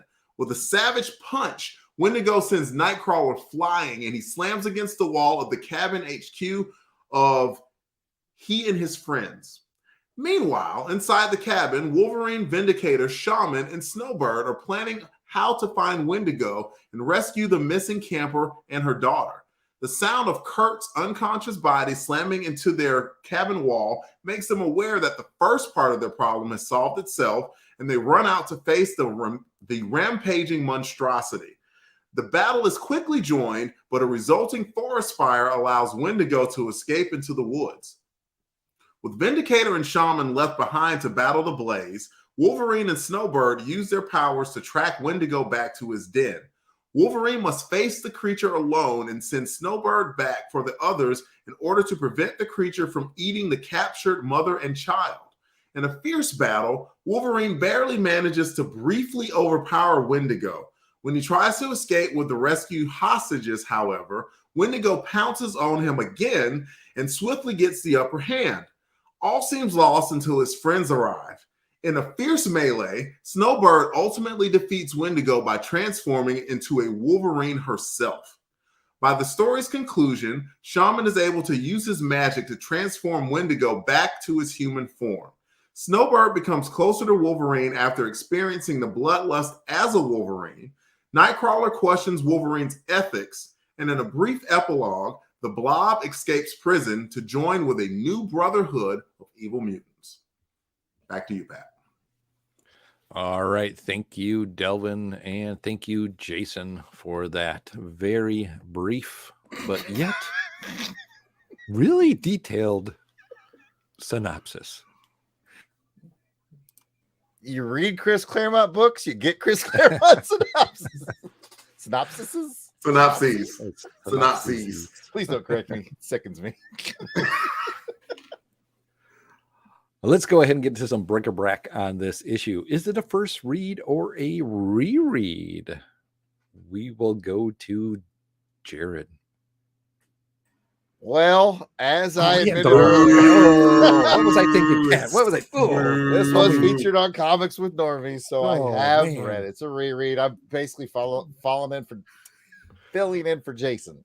Yes. Darn it. Elwood Brothers foiled us again. First read for the cover. I didn't have the cover. Delvin, is first read or a reread? First read for me, Pat. And it is a first read for me as well. Sad rainbow. All right. Well, let's get to some high, lows, or what does for this issue. And let's go to Delvin. Got a high, low, or what the? I got really nothing but highs to say about this book. This book was freaking fantastic to me. Where to start? Let's go offbeat and let's go to some of the members of Alpha Flight, or one of the members, in Snowbird. And Snowbird had to make the decision to turn into a white Wolverine. Yeah. And she knew the risks of doing that. And if it weren't for that, she, the battle would have been lost. Like, they had to do something that was going to completely incapacitate Wendigo, and that happened to do it. And it was very cool because it also had a great character moment with Wolverine and Logan of how he could speak to her animal side, and Claremont, and this shows you the man can write. Like, sometimes I definitely think he over explains. We talk about that a lot, but it shows us that he can write, because it kind of said Wolverine just he's not even sure what words he was saying, but he said these words and just bared his soul to Snowbird to get her to come back to who she was. That was a really, really cool moment, and one out of many that were in the book. So that's a good place for me to stop. But that was a fantastic high for me to read. Definitely. This one was a deeper read, of course, reading Claremont, but I think the character development all around for the characters involved in this one was very interesting to me to read through and just learn more about Alpha Flight and some of these team members that were involved in this one. Again, this was a hefty read, but yet it also was kind of brisk for me as well too. It had a lot of action that was going on. You had the beginning with Kurt. We find out what was happening. And then we have the other battle with Wendigo and all the rest of the team that was them trying to, take him down, but take him down in a way that the shaman could help and, help restore the Wendigo back to the human form that it was, and, kind of get rid of that curse there. Jarrett, do you got a high, low, or what the? Oh, well, I'm glad you asked. Mhm. I didn't read it, but if I did, I feel like Pat, I have so many things I want to say about this book. Actually, I can't. Yeah, I would like to hear it. I guess I'll go with the highest of highs, and I'll save some of my other stuff for if you give me a burning round. But highest of highs, it's another cheat, just like when Spider-Man. The art in this, like the cover is great, but flip over a few pages to when Wendigo attacks Nightcrawler. The big breathtaking. Like, breathtaking. Yeah. Yes, chasing him through the woods, breaking the trees. Go to page 1 with Colossus pulling that tree stump out and flexing those metal muscles, man. That's freaking awesome. That's a great drawing. Like, there's like 3 or 4 cover-worthy drawings in the story. Byrne and Austin are on top of their game. I mean, I know I complain a lot about the wordiness of Claremont, and we all know about it. And sometimes I just like, especially when Wendigo's chasing Nightcrawler through, it's all these thought bubbles. And I was like, I just wish he would trim that down so we could really enjoy the art more. I don't think we needed as many thought bubbles. But then again, here I am, a jackass on a podcast, questioning the writing choices of a legend. And Delvin's right. Dude can write. And I'm totally on board with what Delvin said. I love that moment. That was a character moment, and he nailed it with Songbird and Wolverine. But I just kind of wish he would, in these big action pieces, trim it down so we could enjoy the art more.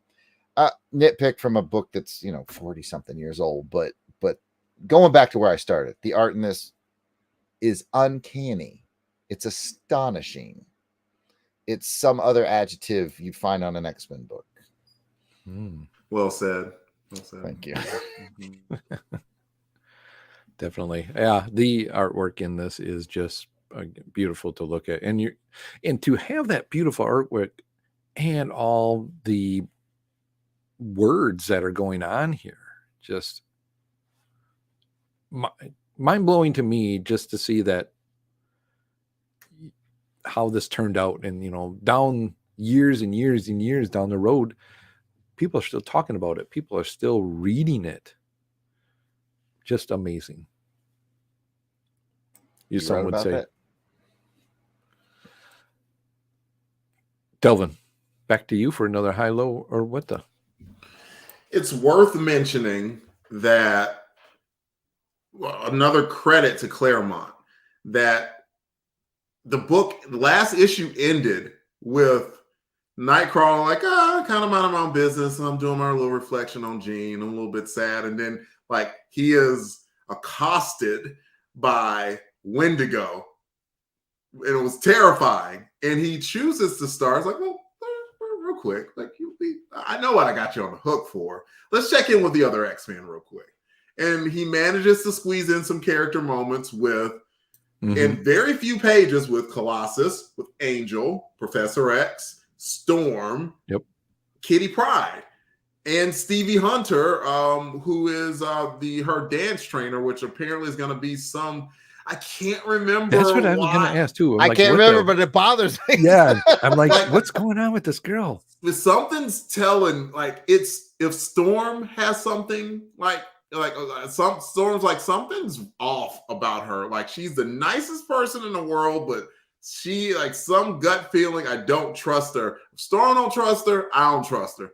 Let's put it that way. Yeah, Because Storm is about the purest heart that you're ever gonna find in all of X lore. So there's something going on with Stevie Hunter. I can't remember what it is.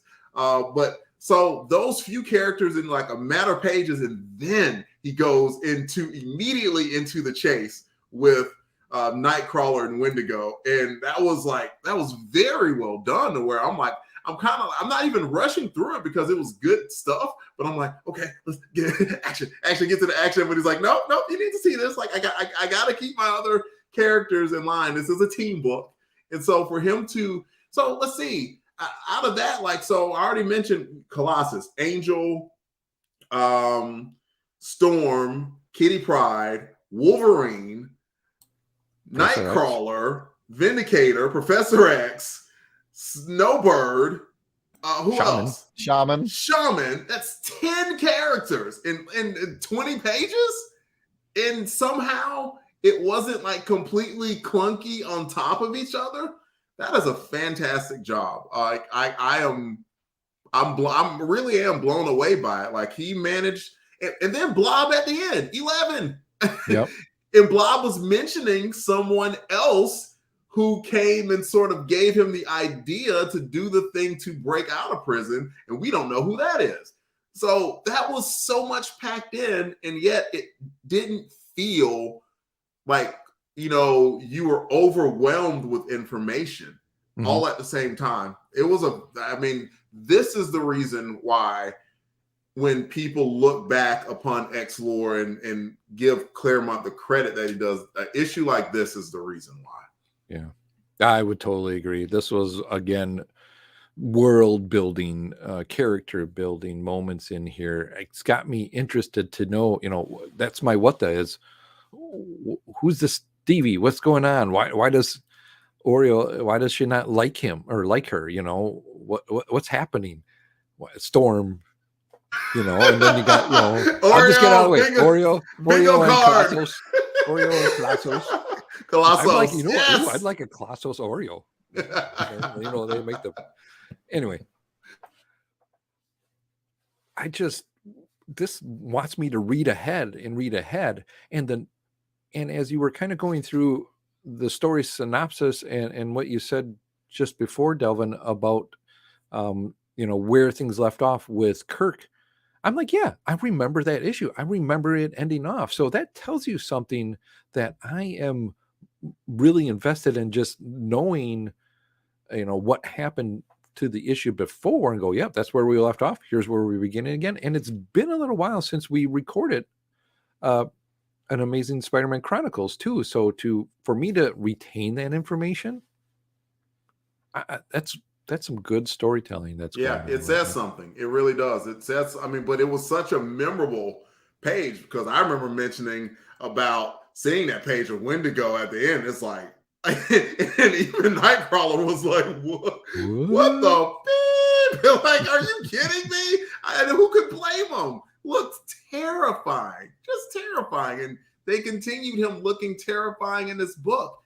Like, and the other thing, I don't know, I can't remember whether or not I know about the Legend of the Wendigo now. And I mentioned the movie Antlers that came out last year, and it was talking about Wendigo. And I didn't know that Wendigo had that lore, and it was about like eating, like about cannibalism. Like, that's pretty dark stuff, right? I don't remember whether or not that was mentioned in the McFarlane books or not, but like, we can see back in 1980, they were talking about this stuff. And man, like Wendigo, oof. Like, strong as the Hulk, eats human flesh, and scary. Like, literally scary, right? Yeah. And the words that Claremont is using just helps describe it too, along with the pictures. Oh man, Jared, you got a high, low, or what? I'm giving myself a high. I had a really good Stevie Hunter Storm Oreo joke all cooked up. I'm going to pass on it for everybody's benefit. After you've edited that out, that's just for our live audience. We can move on. All right. Oh man, yeah, you guys are right though. You know, I pick on Claremont a lot, and I do wish he'd trim his word count a little bit, but this didn't feel like homework like some of the other ones I've given up on. You know, like I'm done. Don't put me back in Omicron, Crystal, dude. Don't crystal me, bro. This was still heavy on words, but it didn't feel cumbersome. It flowed well, so I will give it that. Mm-hmm. But I got to pick a moment in the book that I thought was pretty funny. Aurora, I have a hard time pronouncing it for some reason, chastising Kitty Pryde for using her powers obnoxiously in public when she did it herself literally 30 seconds ago. I'm like, wait, did you just? Yeah. Come on, Storm, be a better role model. And I mean, and I'm sorry, I don't blame that dude. There's a literal African goddess walking down the street, and he's like, "Hey, mama, what's up? What's happening?" You know who I immediately thought of when he did that? Remember the holler at you guy from the Chappelle Show? Oh, yes. That's all I heard in my head was the holla, holla, holla, holla. Yes. But that kind of gets my what the, like, she's chastising Kitty Pryde for something she did 30 seconds earlier. But I guess Kitty Pryde wasn't around to see it, so it's okay. Oh, just a minor part that made me laugh, both because of holler guy and the hypocritical Storm who got away with it. But yeah, anyway, that's a minor note in a really good, broad story. One of my favorites we've read since we've started, folks. So you know what? It's getting at least a 2. Yeah. Strong 2. You know, I had a question, and hopefully you guys can answer, or maybe those watching in the live chat can answer for me as well too. At the end of this, we see the shutting down of Alpha Flight that happens after they just had this great buildup, right? So where does this fall in the Alpha Flight getting their series? Is it this coming close to it? Is it? I think it's around this time that wasn't Byrne pulling double duty. I don't know. That's kind of the whole reason Alpha Flight got involved in this was to pump up the. But that's going off my memory. Yeah, someone in the chat might know a lot better than me about when the Alpha Flight book really took off. Just looked it up. The first volume of Alpha Flight went from 1983 to 1994. Okay, so it's on the horizon at this point. Okay. Mm-hmm. Interesting.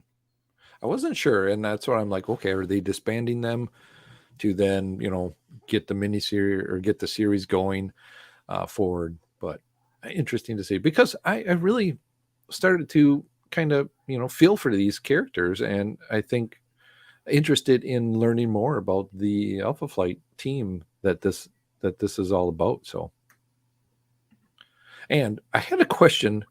As we were talking about the holla guy. Now, have any of you guys been that kind of guy that would just, wear a shirt that's all the way down, unbuttoned like that? And were you that guy growing up, or could you have been? No. An open shirt kind of guy. You know what I mean? No, I'm a terry cloth onesie kind of guy myself. Yeah. Okay. Yeah, even now, if I have it 2 buttons down, I'm like, no, that's too. I got it. Maybe a 1 button down. I can't wear a V-neck either. So yeah, I mean, this is a V-neck, but I gotta have a T-shirt. I can't wear a T-shirt V-neck, but just wanted interesting. It takes some manliness to to do that, and I guess I'm not man. I don't know if you want to be that guy. Yeah, it takes a certain type of manliness that you.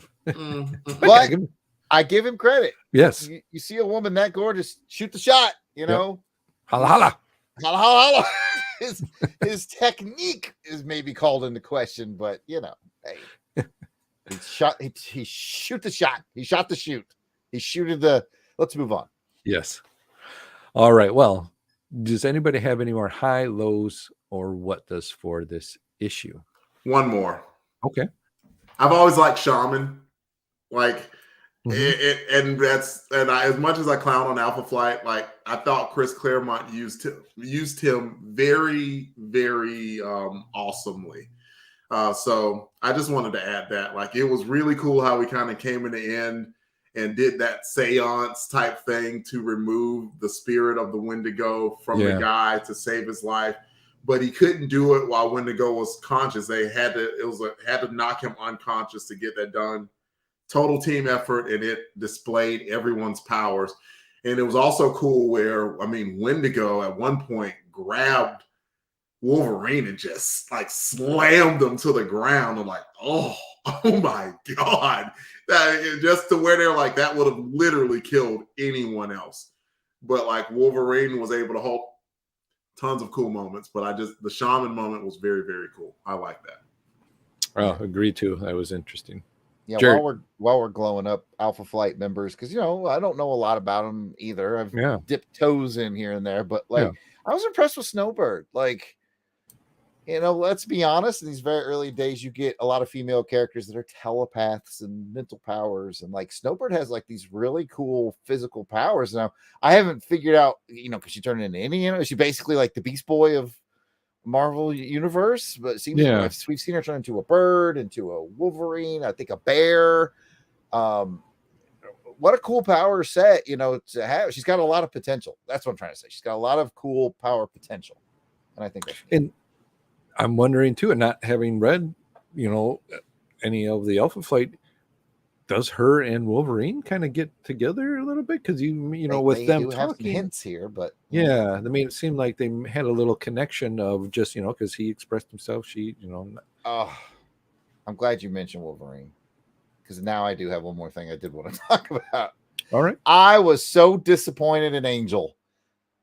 Talking to Professor X, I don't know about this Wolverine cat. I'm like, he's the one that stood up for you when you jacked up the Danger Room training last issue. Remember that?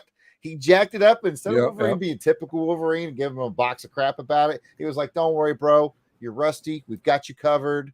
You're going to get better. Like, he was the one who was nice to him, and he backstabs him to Professor X. Not cool, Angel.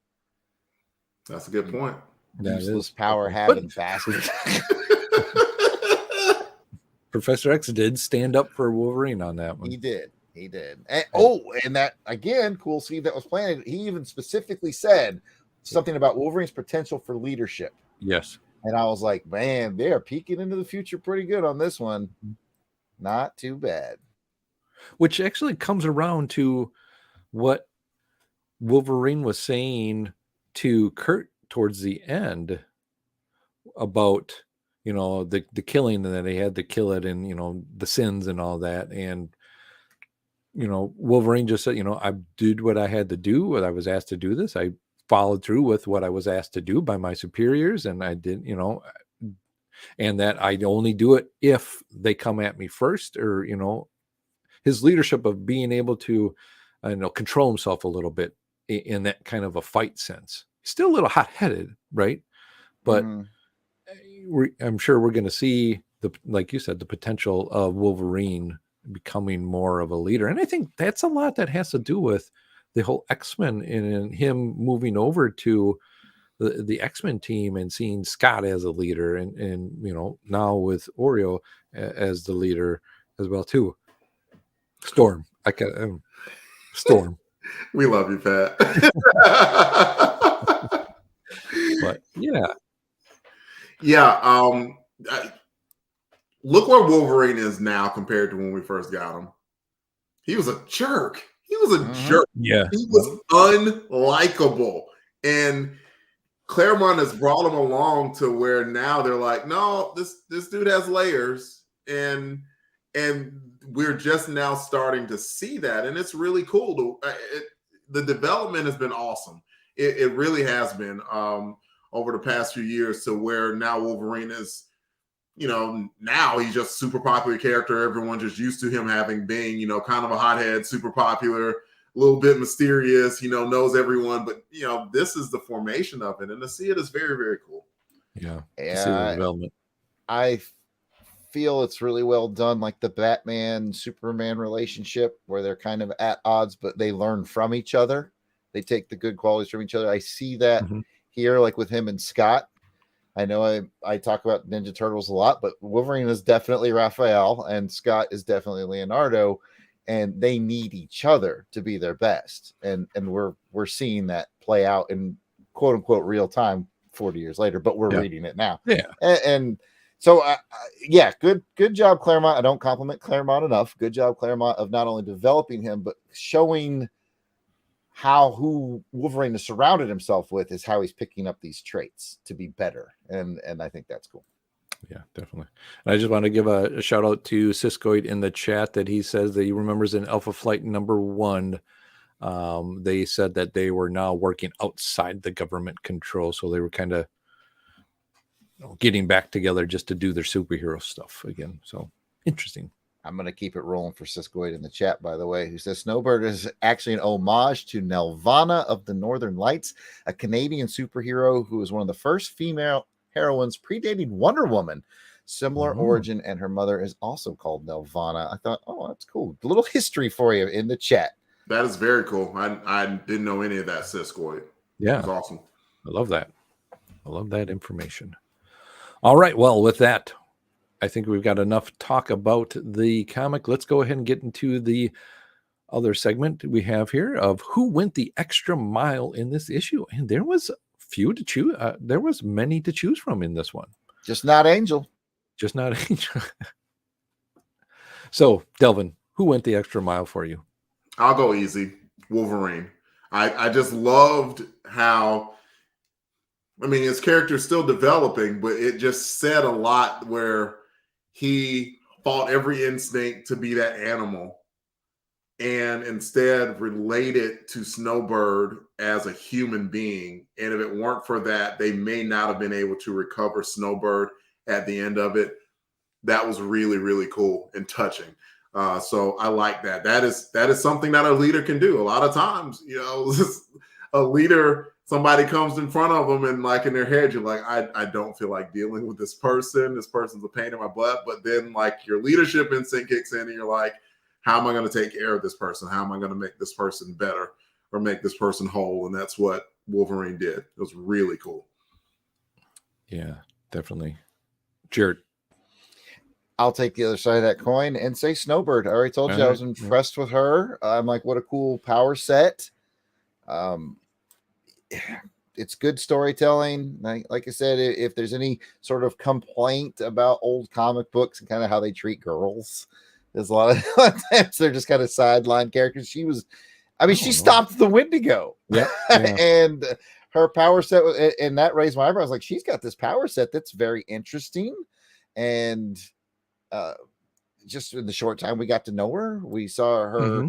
And I'm not so sure about this Wolverine guy. From that to this Wolverine guy might be all right, you know. So we got to see a little into her personality. Anyway, I like Snowbird. Yeah, I definitely agree with both of you guys. So you've took my 1 and my 2.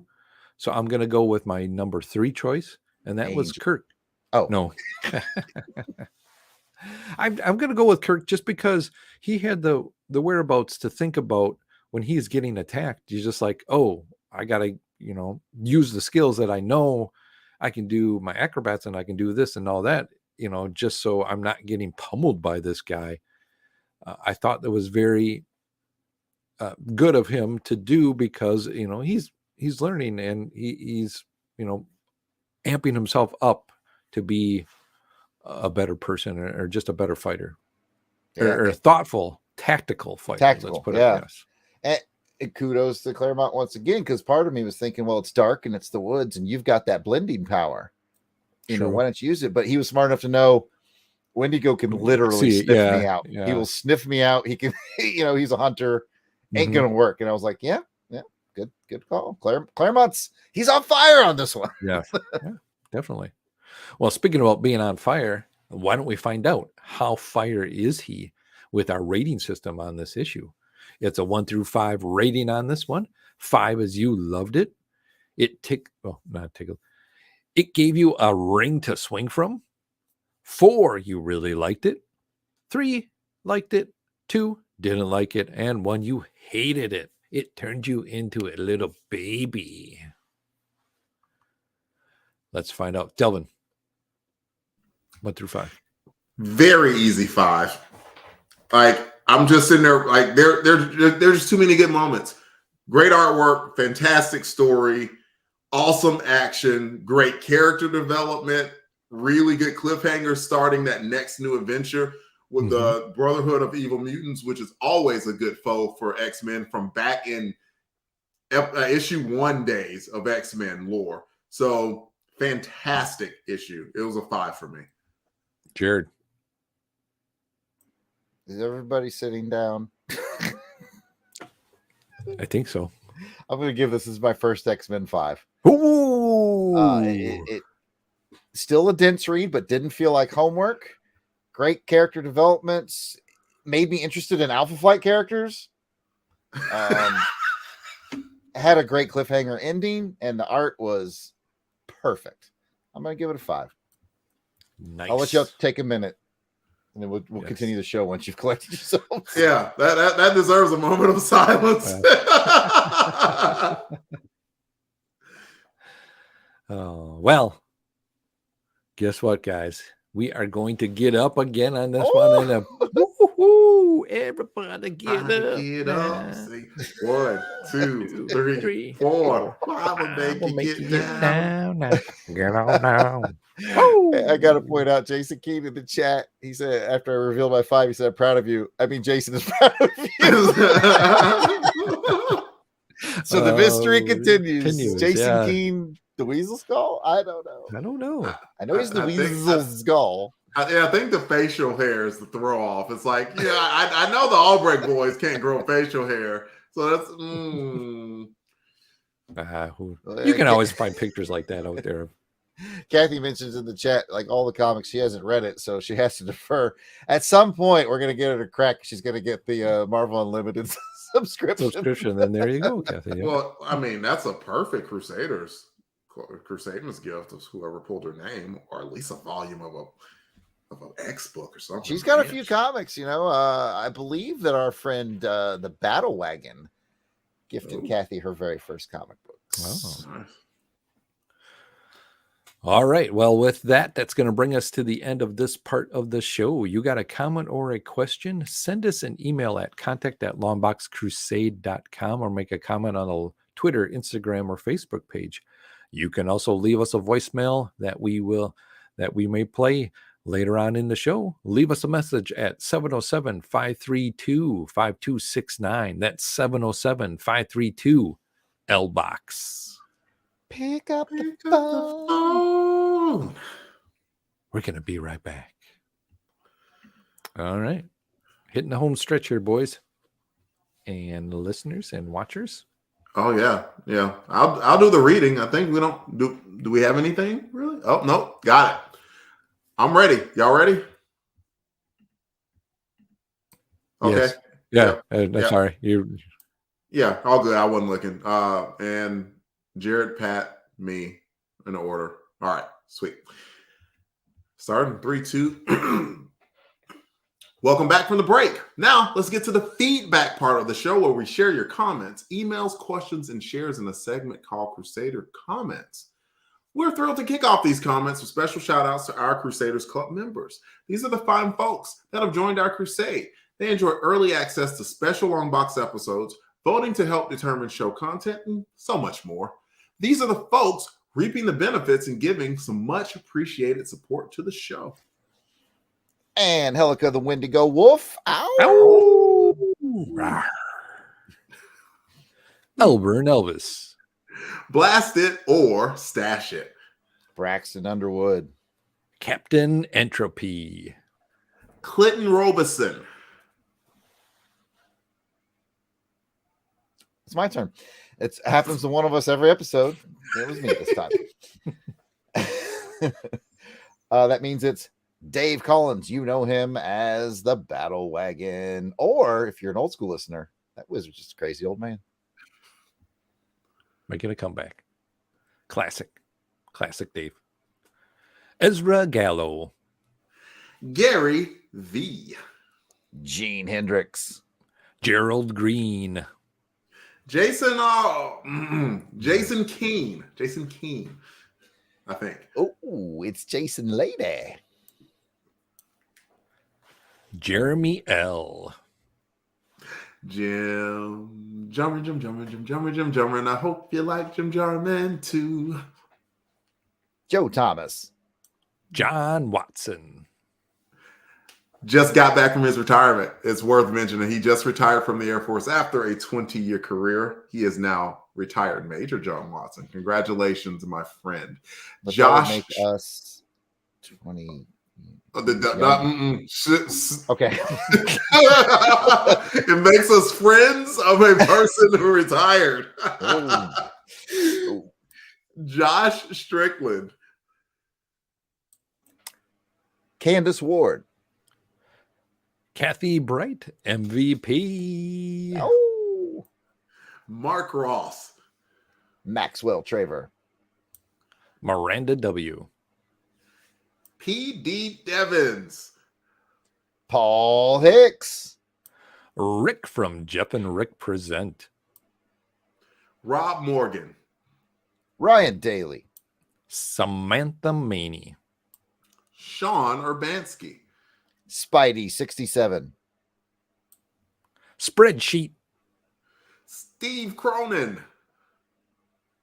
Tim Price. Tony Pennington. And last, but certainly not least, the Toronto Cop. If we missed anyone on our list, we apologize. Keep in mind that we record these episodes well in advance of release, so if you're a recent addition, we should be adding you soon, but still, no worries. Just let us know that we missed you by sending an email to contact@longboxcrusade.com, and we will get it straightened out.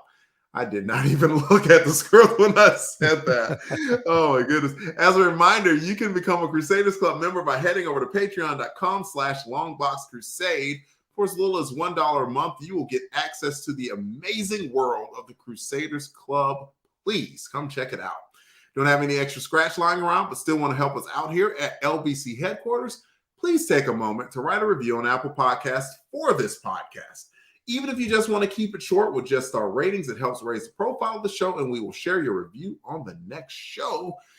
For now, y'all, we don't have anything at this time, as episode 65 has not been released at the time of this recording. But if you're listening live, we would love for you to hit the like button. If you have not subscribed, we would love for you to hit the subscribe button on YouTube as well. And maybe if you want to take some time to go do an iTunes review, if you have not ever done one before and you have Apple products, please go do so. We would love to get any of that feedback from you because it just helps elevate the profile of the show. And once again, not necessarily in it for the money. We're more into it for the camaraderie and friendship and the money. Did I say the money out loud? Yeah. Dang it. Ruined the sincerity. Thank you to everyone for any likes, shares, follows, and comments that you have ever done. We appreciate your friendship and your help in spreading the word about this podcast. And that's the show. Be sure to check out the website longboxcrusade.com, where posts will be made for journaling this crusade. I want to thank Jared and Delvin for joining me this episode. But before we go, let's find out where the listeners can find us on the internet. Jared, where can you be found? I am at Yard Sale Artist. Twitter, Facebook, Instagram. It's all at Yard Sale Artist. And you can check out my wares at www.theyardsaleartist.com. Delvin. You can find me on Twitter at DEE_RAY1977. And just in case Twitter happens to go down in flames for whatever reason, you can find me on Instagram at Delvin Ray, DELVINRAY. And yeah, come check me out. Pat. Well, Delvin, I am glad you asked. You can find me on the Twitter at Christatos01. And if you want to interact with us via live chat and be entered to win some free stuff on our live raffles, like being a part of this live recording that we're doing right now. I mean, right now, someone's going to win. I'm so excited. Are you excited, Jared? Yes. Awesome. I love the enthusiasm. Please join us for our next episode of Doing It Livestream on YouTube. It's the second Sunday of every month at around 3:30 p.m. Central Time. Check it out at Longbox Crusade on YouTube. Please subscribe to our channel and click the bell so you'll get reminder notification of when we go live. Thank you for listening, and we hope you have enjoyed this episode of Amazing Spider-Man Chronicles. You got a comment or a question? Email us at contact@longboxcrusade.com or leave a comment on the Longbox Crusade Facebook, Instagram, or Twitter pages, all at Longbox Crusade. Until next time, take care, and please join us on the next episode as we continue on the crusade to Read Read them them all. Oreo. Ooh, Oreo. All right. Well, we made it. It's giveaway time. It's giveaway Give it away. time. Give it away. Give it away, Give it away. now. Give it away now. All right. I can't get no more. Delvin, how many people we got on our list? I wrote down everyone who commented. MVP, Kathy Bright, Tony Pennington, Siskoid, and Helicopter Wolf, Jason King, Austin Elvis? Yes, Austin Elvis. He's in Texas now. Yes. And he called me David, so I'm going to call him Austin Elvis. And Courtney Holland. We got 1, 2, 3, 4, 5, 6, 7. You said Jason Keene? I did. Siskoid? Yes. Kathy? Yes. Chola? Yes. Nah, I should have paid attention. All right, sounds good to me. All right. How many was that total? 7. 7. Is Courtney still out there, or did she have to go? She hasn't come in a while, so I'm In a going to assume while. she had to go. All right, then for now, we'll leave it up to Auburn Elvis. He's still here. Pick a number between 1 and 7. Courtney, if you're still out there, shout out, and we'll let you pick for the Crusaders Club member. 1 and 7, Auburn Elvis. I know there's a little latency, so I'll actually be pulling up our Crusaders Club members while we wait on his number. Because, if you're a Crusaders Club member, you don't even have to be present to win. No. You just automatically get entered for a special prize for every live stream. It's just one of the many benefits. Part of all that access you get. I think you get like 86% of the access. No, Jared, you're wrong. Jared. You're wrong. Oh. You didn't know that? Oh. Is it more than 80s? It is more than 80. Oh, is it all the access? It is. It's all the access All the and then some. Auburn Elvis picked 7. So wherever your magic pin was, Delvin, just move it 7 spaces and tell me who it was. It's Auburn Elvis. He's a cheater. I love it, but he still wins. Auburn Elvis, you won. Since this is Chronicles, I tried to do a theme this time. Amazing Spider-Man Chronicles. So you get Amazing Spider-Man, the Blu-ray and DVD. And Nuts. I picked an X-Men trade. It's Wolverine, Old Man Logan. So you get a little Spidey and a little X-Men. Oh, that's a together. fantastic trade. That's a So, combo. I think Jason donated this. I think Jason sent me a box of stuff to give away on the program. I think he donated that, and I think I probably found that in a yard sale adventure or something. But anyway, Auburn Elvis, you get the Amazing Spider-Man and Old Man Logan package there. All right, Cool. so I think Courtney was unable to it, so we'll keep it rolling with you, Auburn Elvis. I will put my cursor at a random spot for Crusaders Club membership, and you give me a number between 1 and 36. That's how many we currently have. And just like last time, I've got a little bit of a supply of these because I found them at a really good deal. We're going to continue giving away G.I. Joe classified figures. This time around, it is the Baroness. Ooh. So we got a Baroness G.I. Joe classified figure for you from the Snake Eyes series. Nice. That's going to be going to a Crusaders Club member 1 through 36. So while we're waiting, as you said, you had a little bit. Well, I guess I won't say anything anymore. Surprise. It No. really ruined the joke I was going to. Oh. I was going to say, what did the janitor say when he came out of the closet? Supplies. Supplies. I ruined. Yeah, I'm bad. I'm not good. 1 to 36, Auburn Elvis.